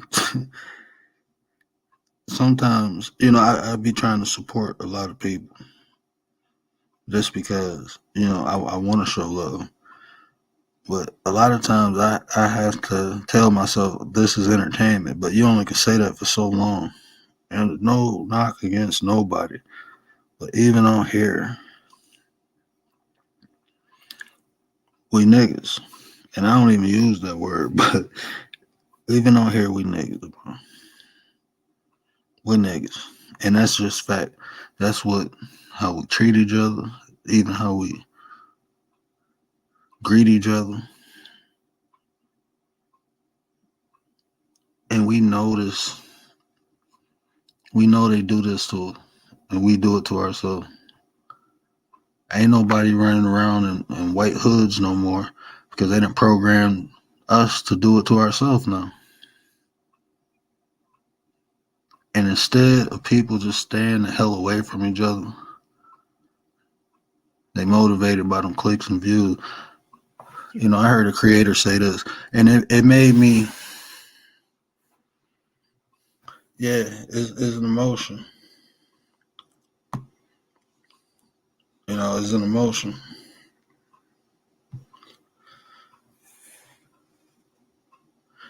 And they ain't gonna never pass the hate law for us because we ain't gonna never demand them to. We don't even have, I mean, we can say the NAACP, but let's be real. We know who fund them. You know, that's why I said we can't, I know there's a lot of organizations that's supposed to be for us, but we can't depend on them. We don't know if they bought and paid for. Let's be real. Let's be 100% real. We don't know who they bought and paid for. We don't know who is. So if we truly want to make a change, if we truly want our voices to be heard, it's us, the people, not no organization. We need to come together and say, you know what? We only go buy black. That's it. We ain't buying from nobody. We don't care. We have to be willing to sacrifice. If we can do this on a mass level, where we say, and that's just one step. We not voting for none of your people. We want this person. We got to stop asking for stuff. Like me personally, I don't ask for nothing. I'm straight. I go do what I need to do. I'm not asking nobody for nothing. And I know I'm stubborn. But I don't have the time it take. My grandmother told me when I was young, the time it take you to stop and ask somebody for help, you could have been there and did it yourself. That's what my grandma used to always tell me. And she beat that in my head. I don't ask for help unless I have to. I have to absolutely have to have help for me to ask for it. Other than that, I'm too goddamn stubborn. I'm a bull too. I'm a Taurus. So I'm straight. I'm not asking for no help. I'm going to just do it. So if I want something, guess what I'm going to do? I can't drive, but I smoke. So if I want to smoke, guess what I'm going to do? I'm going to go get it. I'm going to walk. My wife pregnant right now. Her toes look like Vienna sausages. I don't want her to drive. So I want smoke, so I'm going to go get it. I'm not asking. I just go get it. The time it take me to find somebody to take me, I can be on my way. And that's what we got to do. Just simply stop asking and stop accepting what they give us. Oh, y'all got the NAACP. Man, look, the NAACP ain't never did nothing for me. They ain't never did nothing for me. I'm just being real. I don't even know how to contact them to ask them to do anything for me. I don't have an NAACP spokesperson. And I'm not saying that they can't do anything for black people. That's not what I'm saying. What I'm saying is we ain't got time to wait for the NAACP to do something when we can do it now. All these major companies, like even Gucci, they put a black face on. Did they get canceled? No, we forgave them. Why? Because black people are some of the most forgiving people I know, but we can't forgive our own people. Long as you ain't black, we the most forgiving people ever. If you black, oh no, we hate you for life. That's crazy to me. Oh yeah. Oh yeah. Yeah, this one right here. They stick together. That's what I'm saying. But that's what I said we need, like Rich, I'm telling you, the way my brain works, I've been thinking about this for so long. We need to re-identify ourselves. All the identities that we have, Negro, colored, African American, all those was all given to us. We need to define ourselves. And we need not to let people in that group who don't belong to that group. If you ain't willing, I don't care what you believe in, if you ain't willing to fight for the betterment of melanated people, you can't be called whatever we decide and leave it like that. You have to earn. You have to show. You have to show me that you belong here. They do it in everything else. So why not do this? It's our skin, our being, this skin tone, me being able to go in the sun and absorb that sunlight and take that energy in, that's a privilege. It's an honor to me.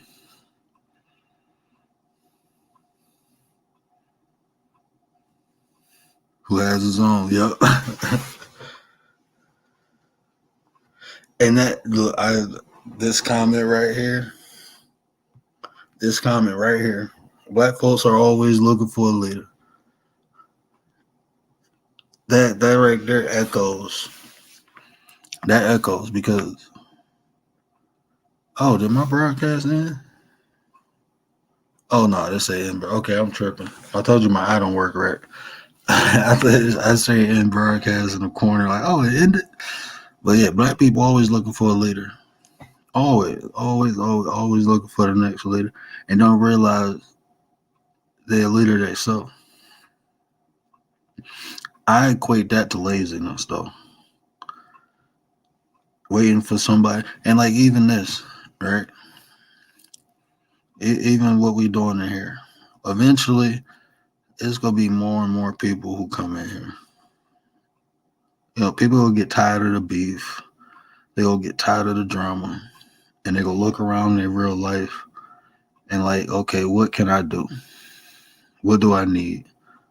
And they go find rooms like this where people talking about positive change, coming together to doing something, and the rooms go get bigger. This room, Nate room, you know, Doe Eyes room, all them rooms go eventually get bigger because all that stuff that's going on here, that beef stuff, that's gonna get old. It always has. And then people gonna have to deal with reality.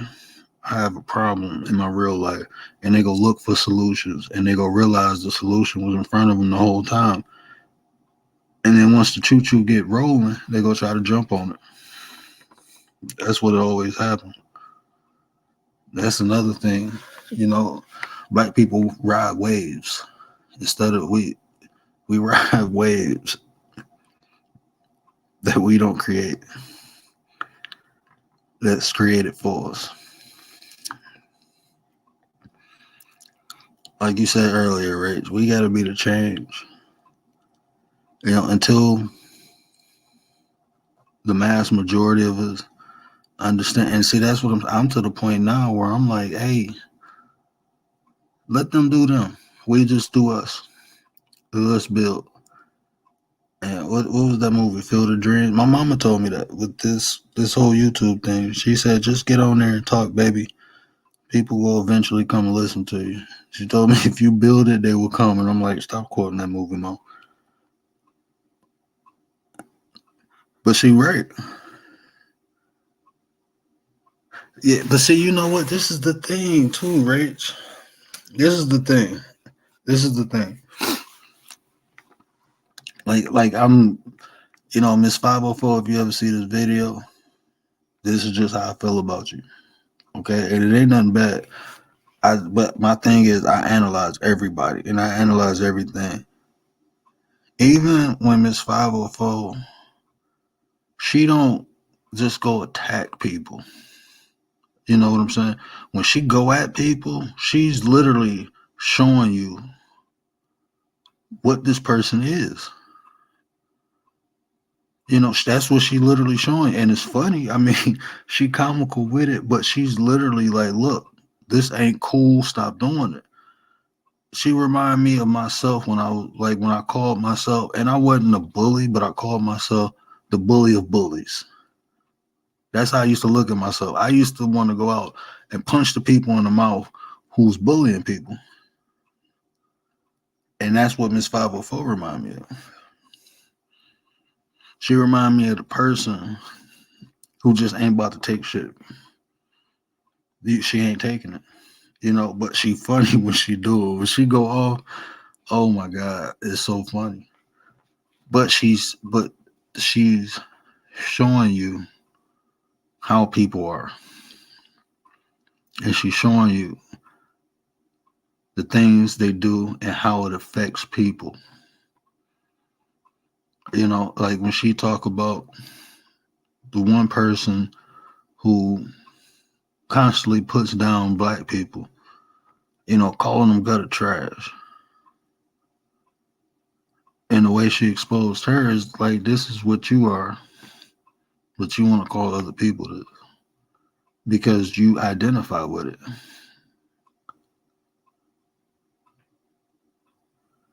But then you got people like the person she talking about bring no information. Like what can you offer besides the drama? What are you offering? What are you giving people besides the drama? Like me, I know I'm. Oh yeah, and then that's what I'm saying. She used her pain. That the thing I really appreciate about Miss 504. The thing I really appreciate about her is she real, and she'll tell you how she messed up, but she also show you how she correct herself. She'll show you her lowest points, and she tell you how she pulled herself up. And in my opinion, that gives hope. You know what I'm saying? For her to tell you her pain, that's a lot in the first place. But she don't ask for your sympathy. That's what I appreciate about. No, she's not telling you this so you can feel bad for her. She ain't playing the victim role. Nah, she want to show you how you can go through something messed up and overcome it to give you strength. See, there's people on here who do that too, play that victim. I don't do it. Like I don't like when people. I appreciate. When I tell people about my condition, how I'm legally blind, I appreciate the well wishes. I appreciate the sympathy. I appreciate it, but I don't want it because I don't need it. I don't feel bad about my condition. Like I wish my sister was in here. My sister be like, "Bro, why is you talking about yourself?" Because I'm like, it's funny, man. I can't see, and when I get the falling over stuff, it's funny to me. I make blind jokes. I make brain jokes all the time about myself and laugh at it. I don't need sympathy. I don't feel sorry for myself, and I don't want anyone else to. If you look at my situation, I want you to be like, "That's a bad motherfucker. Look at him. He ignorant. Yeah, he's still doing what. Yeah, that I can do it too. That's the only reason I tell people. I don't want people to feel sorry for me. Nah, because I don't feel sorry for myself. What I'm telling you is I was fucked up, and I got up. That's why I tell my story. I was fucked up, but guess what? I got up, and I'm still swinging. I'm still fighting. You can do it too. You can do it too. Everybody can do it. And it's hard and it's a process. And I'm not saying it's easy, but what I'm telling you is possible. And that's the only reason I tell my story. I just want people because I know people go through stuff. Like I said, it took me months to come to the conclusion that I'm okay and I can do this. It took me months, so it's a process. But if my story or my words can give people a glimmer of hope, that little piece of hope that they needed to get up and keep fighting, I'm going to tell it. But nah, I ain't going to tell it to make you feel sorry. I don't want you to feel sorry. I don't want people to feel bad or sorry or sad. None of that. I'm a fighter, as we all are. Oh, yeah. You know what? Y'all ain't even. Wait till I get more comfortable. I'm going to show my vibe. I'm goofy, man. I am so goofy. I just enjoy life. I'm not gonna lie. I'm gonna enjoy it until I'm not here. I'm gonna probably be on my deathbed cracking jokes. That's just me. Like I said, I get down, but I'm more laughable. I'm more happy than I am down, and I'm always cracking jokes. Always cracking jokes. Like I mean, life gives us opportunities. And every opportunity I get, I'm going to do the best I can with it. And, at the end of the day, like I said, we all go through things. We all have our trials and tribulations. But if you can find something to smile or laugh about, in my opinion, that's how I get through. That's what I focus on. Like my father-in-law just left us a couple months ago. and it hurt. That was my homie. My father-in-law, my wife's dad, that was my homie, man. Her mother, oh my God, I love that lady. We lost both of them in 2.5 years, a 2.5 year span. And it hurted me because, me and her mom was so close. And then after her mom passed, me and her dad got even closer. And then he passed and left. But it's hard for me to feel sorry or sad because every time I think about him, I think about the good times we had. And maybe that's a defense mechanism within me that I built. Because anytime I think about someone that I love that's not here no more, it's like my brain always switch over to the good times I had with them. And I can't get sad because I'm too busy laughing because I enjoyed my time with them here. And I understand that all our time here is limited. But the impact they made on me with the time I had with them here is all happy moments. I got a cousin, and I love this dude to death. He passed a couple years ago. And they call him Zero. They call him Zero. And I never understood why they called him Zero. And one day my dad said, because he got 0 cents. Like, I loved him and I adored him to death. He had the best humor. Like, when you talk about funny and humor. So, I'm going to tell his story, and I hope my auntie, if she see this, she don't get mad. Yeah, we all born to die. That's the crazy thing, ain't it? Ain't that the crazy? Like, when you sit back and really think about that, Rich, that's the craziest thing. Like, why? Like, as soon as we born, the next big thing is death. That's the most inevitable thing that's gonna happen is death. That's gonna happen. As soon as a baby come out, they're marked for death almost. Like, they're gonna die one day. That's the crazy thing.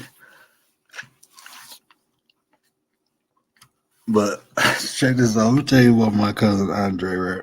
My cousin Zero. So, like, he wouldn't hurt a soul. He just couldn't get right. You know what I'm saying? Like, he did what he wanted to do. And one day, he decided to rob a bank. And he didn't rob it with no gun. So, I'm going to tell you from what happened, and then I'm going to tell you what he told me what happened. But he robbed a bank, and they took him to jail. Right? When he got out of jail, I told him to move up here with us, man. Start your life over. I got you. Don't worry about it. I don't want you stressing about getting no job or nothing. Don't worry about it. I got you. So when he got out of jail, he did like 5 years, I think, 4 or 5 years. When he got out of jail, he moved up. And I said, bro, I got to ask you what happened. Why did you rob a bank and take the money back? You robbed the bank and took the money back. Right? So when I asked him, he said, look, he said, I got high one day. I snorted some coke. I was walking down the street and I got high. I'm like, you got high? No, I got hot. So he said, I went into the bank and I'm looking at the bank teller and I said, let me write her a note. So he wrote the lady a note, took it over to her. The lady gave him a bag of money, took the money, went across the street to a dry cleaner's place, took his shirt off and was just sitting there. He said he watched the police come over there. He watched the feds come. He sat there for like 3 hours. And he decided, like, you know what? This is too much. Let me take the money back. So he took the money back. He walked back over to the people and he said the cops, when he first walked over to the cops told him they didn't believe him. So he said, no, the money in the bag, open the bag. When they opened the bag, the dye exploded. That's how they know it was him who robbed the bank. But I'm like, hold on, man. So the reason you robbed the bank is because you got hot after you got high and went into the bank because you know they had AC. And then when you looked at the teller, you wanted some money. So you wrote her a note and she gave you the money. He like, yeah. And I'm like, bro, you crazy. Like, something wrong with you. He was like, look, man, that's why I never snort coke again. He said that was his first time snorting coke. He walked in the bank and wrote the lady a letter, and she gave him the money. He sat across the street and watched the FBI and the cops come all through there, took the money back. Because he realized, like, damn, I actually robbed the bank. Like he said, he was sitting in the laundromat watching himself on the news, like watching what he just did on the news. He was like, oh, damn, okay, this ain't right. So he took the money back. He didn't use a gun or anything. They still gave him 5 years.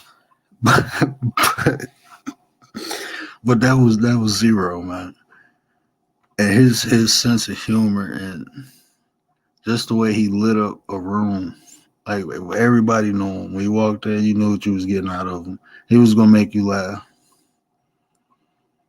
You know, good dude, good person, man. I miss him every day. But I start thinking about stuff like that. You know, when I start missing him, I start thinking about stuff like that. I mean, one day he cut the grass, and I always had a dog.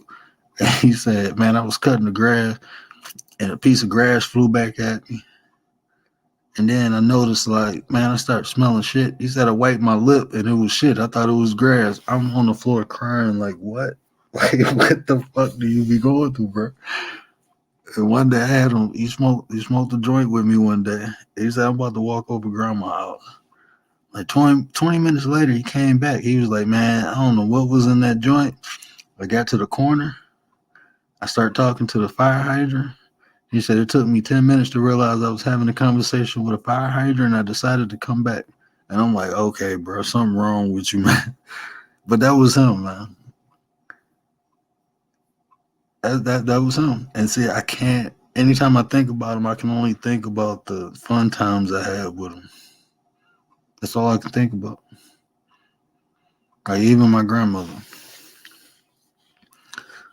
Every time I think, I miss her every day, but when I start thinking about her, I start thinking about, you make her mad, she take her wig off and throw it at you. And it was just funny, you know. It was just funny. She'd start cussing you out, take her wig off and throw it. You know, when she was younger, boy, she picked something up and haul it at you. She got older, it was just her wig. But that's how I cope with death, I guess. I guess that's a defense mechanism built into me. That instead of being sad, I started thinking about the fun times I had with people, or the funny stories. Because I enjoy life. I choose to enjoy it. And you can't, I mean, it's hard. I'm not going to sit up here and act like I'm perfect. Like every day is peaches, and it's not. Life is hard. But we have to try. We have to try. And I know I done got way off the topic. I don't even know what the subject was, but just having conversations with good people, man. Yeah, thank God for memories, man. Just having conversations with good people. I mean, that happens sometimes. You get off subject and just begin talking about life. But that's why I created this room too. I created it just to have conversations with people. Conversations that can build solutions. Conversation that sparks new ideas. If it helped on a personal level or on a mass level. That's what I wanted to offer. Because, I mean, we got enough of the beef. We got enough of education. We got enough of, I truly feel like things change when the people change, And me coming on here, like, I know a lot of stuff. I got a lot of information. I literally got journals of factual, like, facts. If you're talking about history or spirituality, but I'm not coming on here trying to teach nobody nothing. I will share the information if you want it. I can share it all day. But we got enough of that. We got enough of people telling us how to live, and we don't have discussions as a group. Because like Rachel said, we always looking for another leader.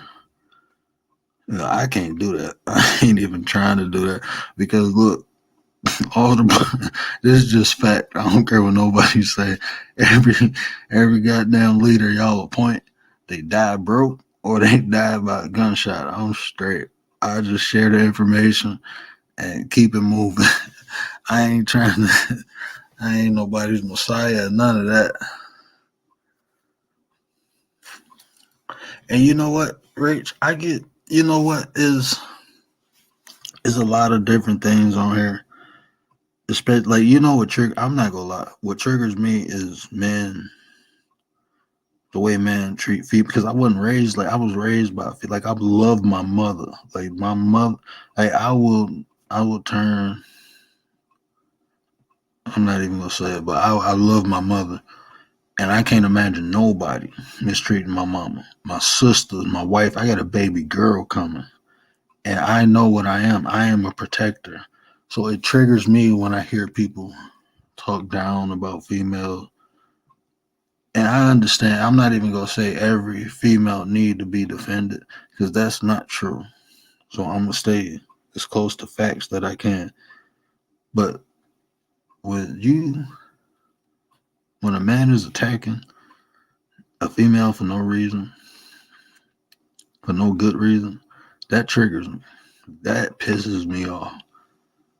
And I got a responsibility to my family. So a lot of times I can't even watch a lot of this content just because the way they're talking about the female.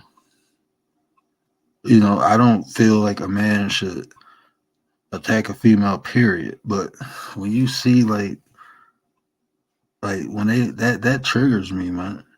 And then I will put myself in the position where I can't be useful. Where I can't be useful by reacting to stuff I see on here. So I got to stay away from a lot of people's channels and a lot of different type of channels because like that whole manosphere thing, I be wanting to go over there and debate them so bad. But it's like, what good is that gonna be? What good is that gonna do? That's more of a distraction. Like them dudes, man. Like they only know. Like they think like Europeans. You want to control women with money. You think because you got a status, a degree, or money that you're better than a female or a female shit. Like that shit sound crazy to me, bro. It sound crazy to me. Just like how they think over there. Nate is my dude, man. Like I don't know Nate, man. I don't know him personally, but I rocks with him. Like it's not a lot of people on here where I say, "Hey, bro, I go back to back with you anytime." But Nate is one of them. Nate is one of them. Like I go back to back with Nate. I can feel that energy. Like it's pure. Like his energy is pure. There's nothing tainted in it. And like I know a lot of people come on here and act and cap. Nate is raw. You can feel it. He's genuine. Like what he say, he means that. And if you look at what he does and what he produces, he's telling you exactly what he's doing. And he keep it funky. Nate, that's my bro, man. I appreciate Nate. Like I said, anytime I get a chance and opportunity, I'm throwing flowers at Nate's feet because he deserves it. There's not a lot of people on here like him. I'm just talking about raw and real. That's why I like Miss 504. She raw and real. Like I said, she usually when she go at people, like from what I know, from what I understand, that's all I'm saying is from what I know and from what I understand. Like when she go at people, she go at them for a purpose and a reason. Nate is just laid back and do his thing. But that's why I come on here, man. It's like, yeah, I don't understand. Like watch, Ray. I'm trying to find a time where I can get either two of my uncles on here or two of my cousins, and we're gonna have a I wanted to do a show called The Lost Art of Being a Man, because like I was talking to my uncle the other day, and he went through the time of segregation or desegregation. He was going through that, and I was asking him like, do you think the man of today could have went through that? He said, oh no. He said they would have got killed easily, quick. They too emotional, you know? Like men these days, to me, they just I can't I be looking like, and then they call each other, oh, you emotional. No, you emotional. I'm like, bro, all y'all emotional. I don't know if you seen and I'm not talking about, I'm literally talking about a situation that happened. But when it was King and it was somebody, it was King and somebody on Miss 504 panel, and they was just screaming and yelling. And I went up there and I'm like, and I'm trying to tell them, like, look, man, like when we talk about opportunity, y'all got a perfect opportunity. It's over. I don't know how many people was in the chat. I think she had 100 people in there that day. But I said, this is the opportunity to show people that two brothers can agree to disagree, right? Like y'all can take this opportunity right now to show people, like, just because we don't agree or we had a difference, that we can let it go. Because we don't see that a lot on here. We don't see a lot when people arguing where they can say, you know what, okay, I take responsibility for what I did. You take responsibility for what you did. Let's move forward. That's what we need to see. And I'm trying to tell them that, and they cussing each other out, and I'm looking, and this is just my honest opinion. I got to keep it real. I'm talking about the subject, and I don't know, I might clip, King and Will T. I might clip this because this is a learning experience. But what I'm about to say, I'm gonna just be real. And I'm not crapping on neither one of you brothers, but I'm being real. I don't feel like neither one of them ever been through shit in life. Not no real shit. Because what they was arguing about, like, bro, that's nothing. That's nothing. And y'all up here arguing like somebody took somebody's family out or something. Like, honestly, that was, and I wanted to say it, but I didn't want to cause no drama on her platform. But when men get to arguing like that, like if they did that in real life in my face, I would have snatched both of them up and told them to chill the fuck out. Because this ain't no shit to be arguing about, bro. Like, this some soft ass shit. And that's just facts. That shit was soft. I don't care if a man called me on, like, while we on the subject, okay, ears to the street. He called me a bitch ass nigga. Okay, I ain't gonna lie. I was in my feelings for a minute and I was trolling. I kept asking him for an apology, though. Didn't call him out his name, didn't say nothing. I'm like, hey, bro, you gonna apologize for that? I said a joke and you got upset. Are you gonna apologize for that? I wanted an apology, and then I realized, like, you know what? I'm straight. I was trying to give him an opportunity to be a real man. You made a mistake. I told a joke. Everybody was joking. The joke wasn't even insulting. And if you felt it was, I apologize for that. But can I get an apology for you calling me out my name? And after he didn't do it, I'm like, you know what, man? I let it go. I'm straight. I know I was just trying to give you an opportunity because I felt like this. This what was going through my head. They talking all this smack about him, right? At least if he apologized for that, I can say something positive about him. And then I realized, like, but see, that's how my brain worked. I don't even know this dude. But at that time, everybody was talking about him.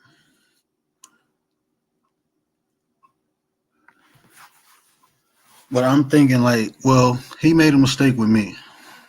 At least if he apologized to me, I can say something positive about him. And I ain't nobody, so it wouldn't hold no weight.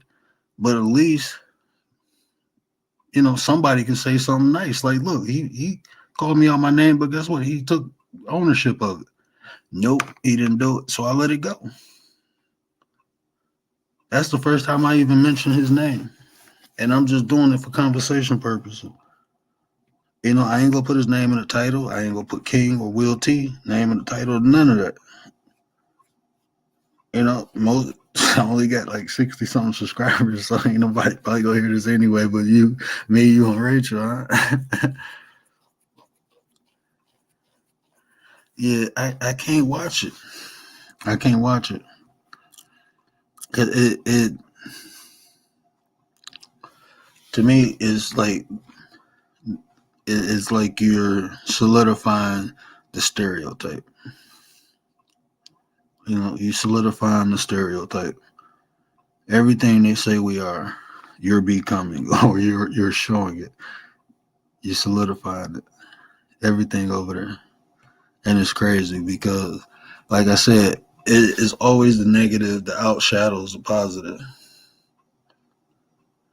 It's always the negative, and about the ego. And see, like my wife say, that's one of the things she love about me is like I don't have an ego, and I'm like, we all got egos. I'm not gonna lie, I got an ego. I like to feel or like to think I master mine, you know, and then I always get opportunity. Like to be honest with you, when he did that, that's the first time I made a little like when Ears said that, I clipped the video and I made a little, you know, I put the Joker, why so serious, and it's funny to me, right? But I said if I put this out on YouTube or in public, then it's go.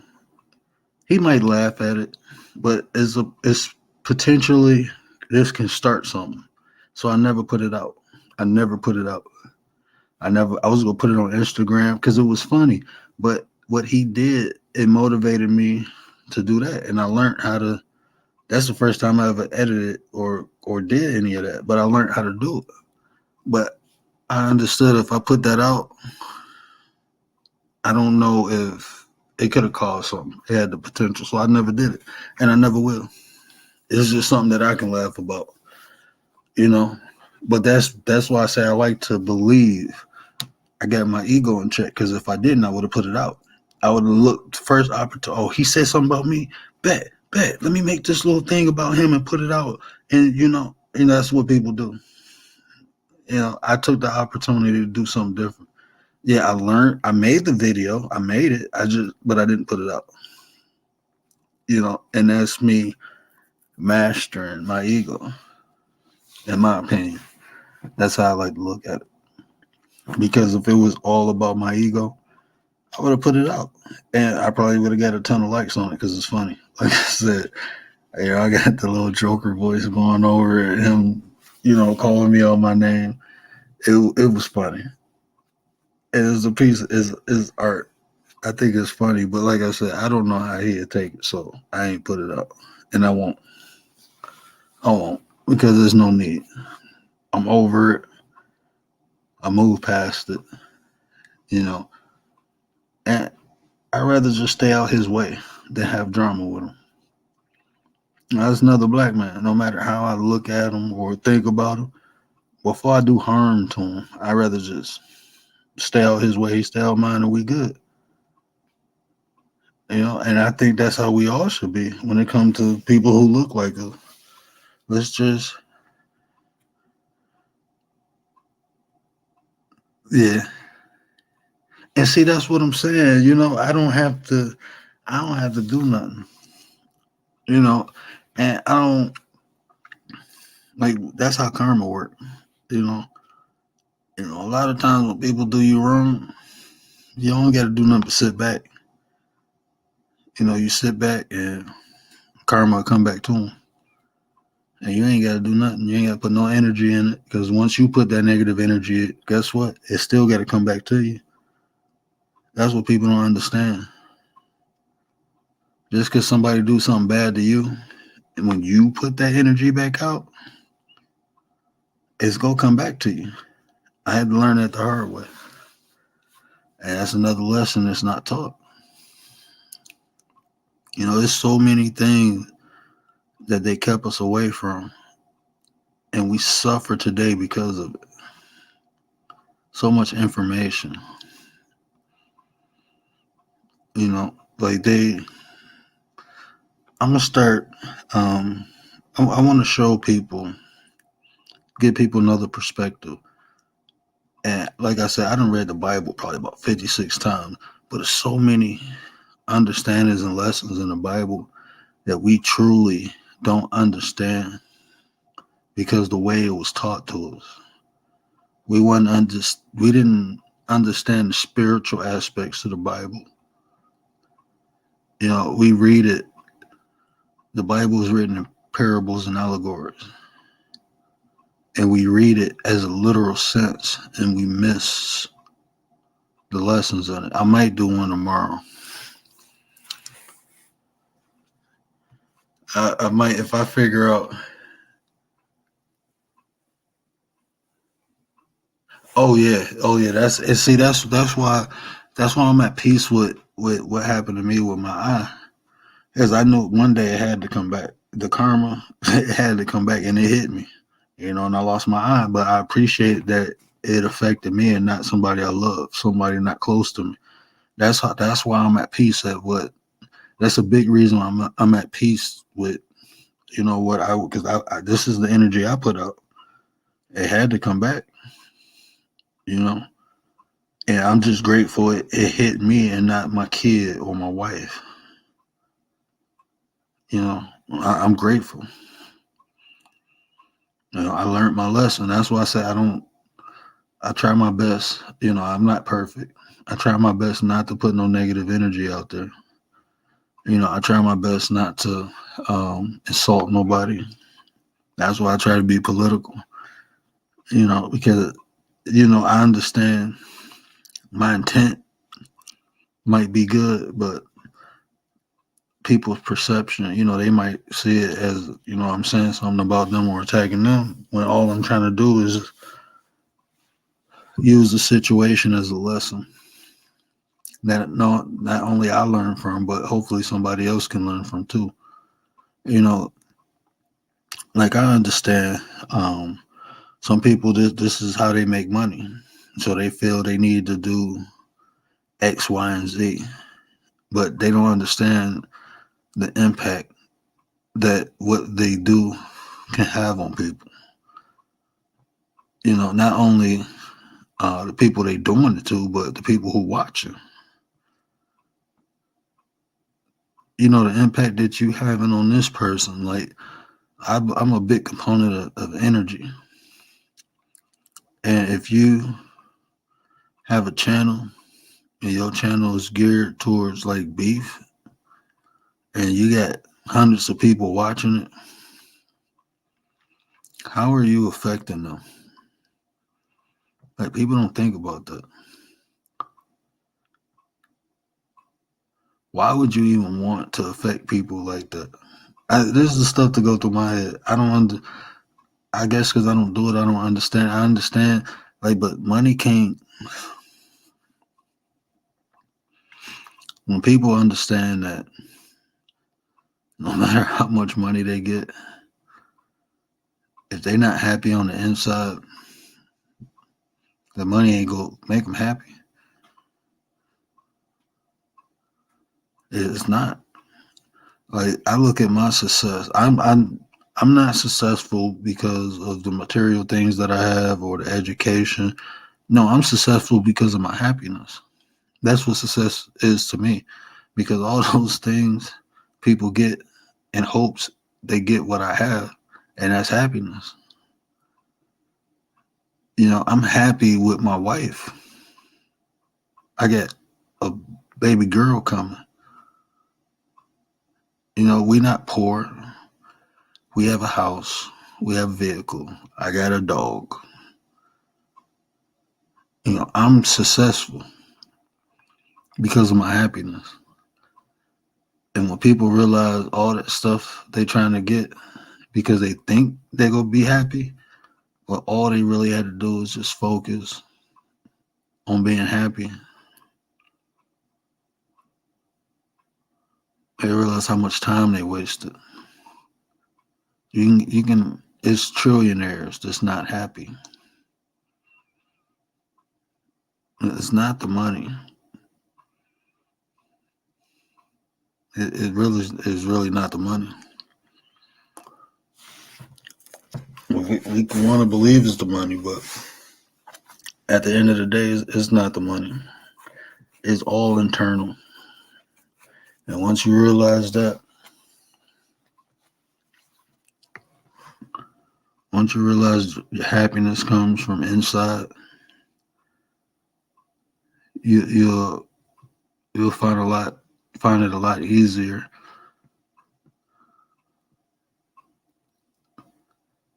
You'll find it'll be a lot easier for you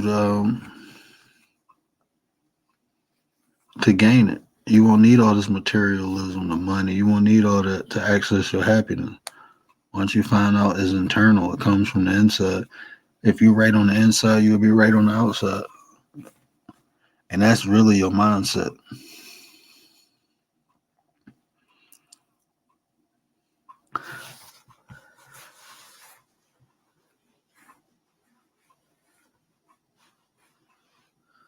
Exactly. You know, if it was about the money, rich people wouldn't be killing themselves. Wealthy people wouldn't kill themselves if it was about the money. No, it's not about the money. It's about internal peace, being happy with oneself, being able to look yourself in the mirror. That's truly because people do strange things for the money. You know, like rest in peace, Twitch. You know, they said that he left a note saying that it was his past, things he had to deal with his past, he couldn't take it. We can only use our imagination, but I had to learn the hard way. Never do something that you will regret. If you have any thoughts of regret when you're doing something, don't do it. Don't do it. Because that feeling of regret, that do not feel good. It is hard to shake. It's really hard to shake. That feeling of regret. So if you're going into something and you think you might regret doing it or not doing it, that's how I live with no regrets. Because when I do something, if I feel like if I don't do it, for instance, my sister's graduation yesterday, I felt like crap. I had migraines. It take me like an hour sometimes when I wake up to get myself together. I didn't have that, you know, when my pops came and got me, if I wasn't getting up, going there, we would have been late. So I just got up and went, didn't eat, didn't have my medication, nothing. I just went. And that was one of the most amazing days of my life, watching my sister become a doctor. I'll never forget it. Even though I didn't feel good, I would have regretted it more if I didn't go. So I got up and went. If I stayed home and got myself together and got right and didn't go, that would have ate at me. I would have regretted that. So I'd rather have the pain for, a period of time versus the pain of a lifetime of not being able to watch my sister become a doctor. I'd rather endure the short time pain than endure the lifetime pain I would have. Like even with me losing my eyesight, my salute Nate. There you go. There you go. Big Nate now. Salute Nate. Bro, I was talking about you, bro. We talked him up. My way, Frank Sinatra. Yeah. We talked Nate up, Rachel. We talked him up. We got the man, the myth, the legend in the house. Nate the Great podcast. Y'all make sure y'all go check bro out, man. Because if he ain't making you think, he making you laugh. And he gonna make you feel good too. Over in his chat when he playing music, I had to tell the brother, like, look, man, I got to make some money off of you because when he be playing music, he be playing that baby making music. So now my nickname over there is Mr. Plan B. I'm passing out Plan Bs over there when Nate playing music, so don't nobody get pregnant. That's my bro, though, man. Nate the Great. Nate the Great, man. But yeah, don't live life with regrets. You know, it's always better because the living with regret, it just eat at you. And you're constantly thinking, what if, what if, what if, what if? You'd rather do it and try things and live with the result than wonder, what if? What if I never did it, or what if I did do it? You know, I try to live my life with no no regrets. I try my best to live life with no regrets. You know, like I said, I ain't perfect. I ain't close to it. You know, I don't think nobody is. I don't think you can be. You know, I can, but that don't mean you don't have to try. And the only reason I try to be perfect is because I want to be good. I want to be good for me. I want to be good for my family. I want to be good for my environment. You know, I just try. So no, we can't be perfect. Nobody can. You know, but that don't mean we don't have to try. Like, who was that? Les Brown. He said, always shoot for the moon. And if you miss, at least you'll be in the stars. You know, always set your goals or your standards a little higher. And if you achieve it, great. But if you don't, at least you tried. At least you'll be up there. And that's how I live my life. You know, I just try. Now, we've been on here for almost 3 hours, man. I appreciate Rach, man. Rachel, I'm blaming it on you. If you wasn't sitting here commenting, talking to me, I wouldn't be able to put out what I did. So the last 2 lives, Rach, you'll understand, I really appreciate it, because usually when people come here, they just be chilling in the back, you know. But this, the conversation, the back and forth, you responding.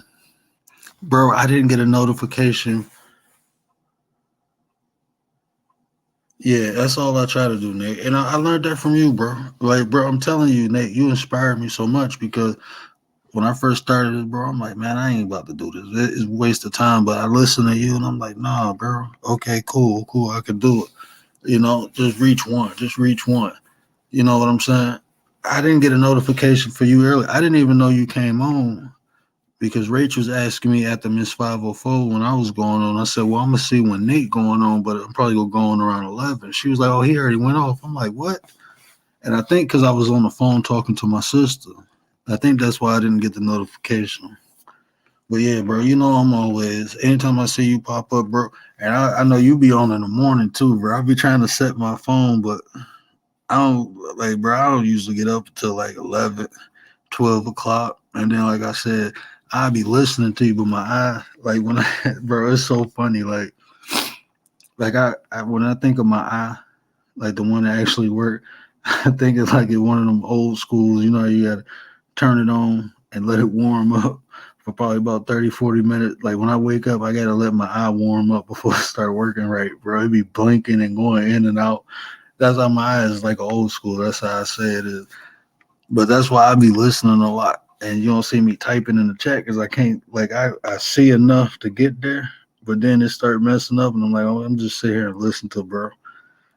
And that's what I be doing. Yeah, hey, Rach, his ears had to be burning.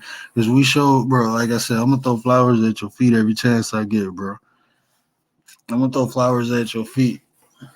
His ears had to be burning. Because we was talking about him.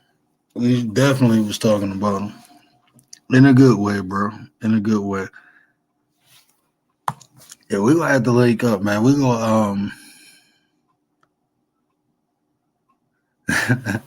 we gonna have to link up, bro. I mean, I know every time you know when you doing your thing, you open the panel up, and I appreciate it. You know, you just letting me come up and talk. But we gonna have to really do something for the people, man. Just put some information together, like on a subject or something, and do a live for the people, man. Because I think like your energy and my energy, bro.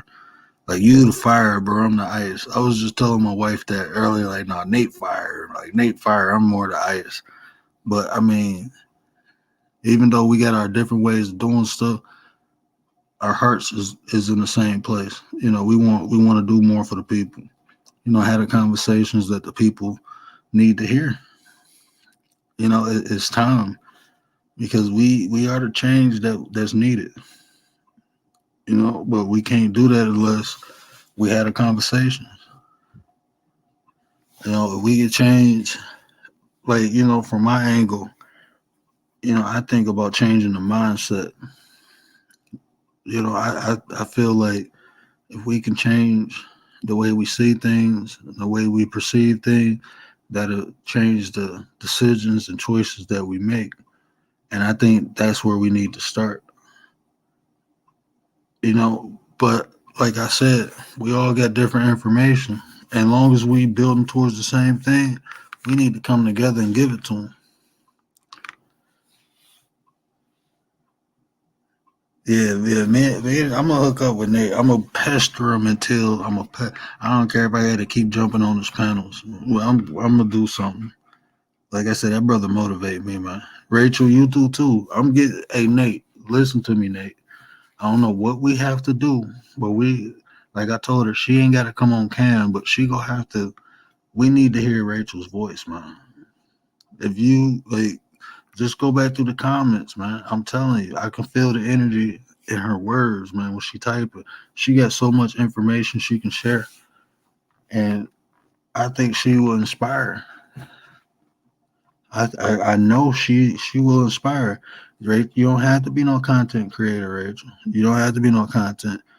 If you don't want a platform your own, I'm pretty sure Nate will let you come on his, and you know you got a home here. You can come up here anytime.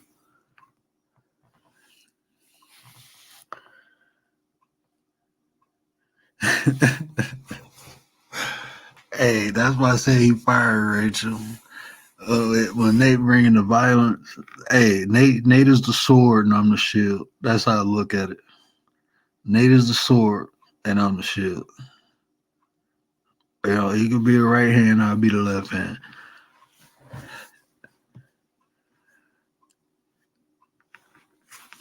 And Nate, hey, bro, I'm a poet too, bro. I'm gonna have to, I'm gonna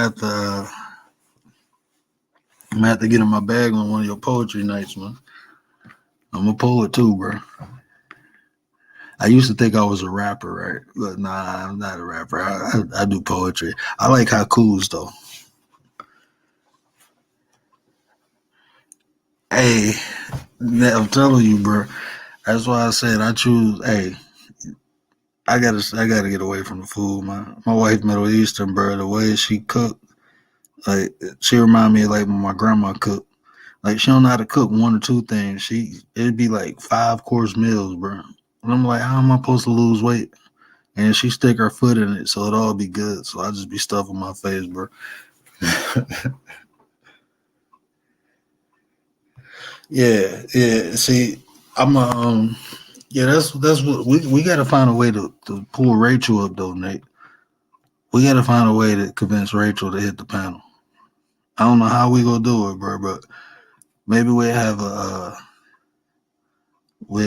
Rachel day with a whole chat just spamming Rachel in it until she come up on the panel. Maybe we should do that. Cause I'm telling you, she got info, man, and she just even the way she interact in the chat, man. I can tell you that's a bad sister. I'm telling you, she got power. She can move. She can move some waves, some mountains, man. She can. And that's what we need to do. We need to support the women too. These women voices need to be heard.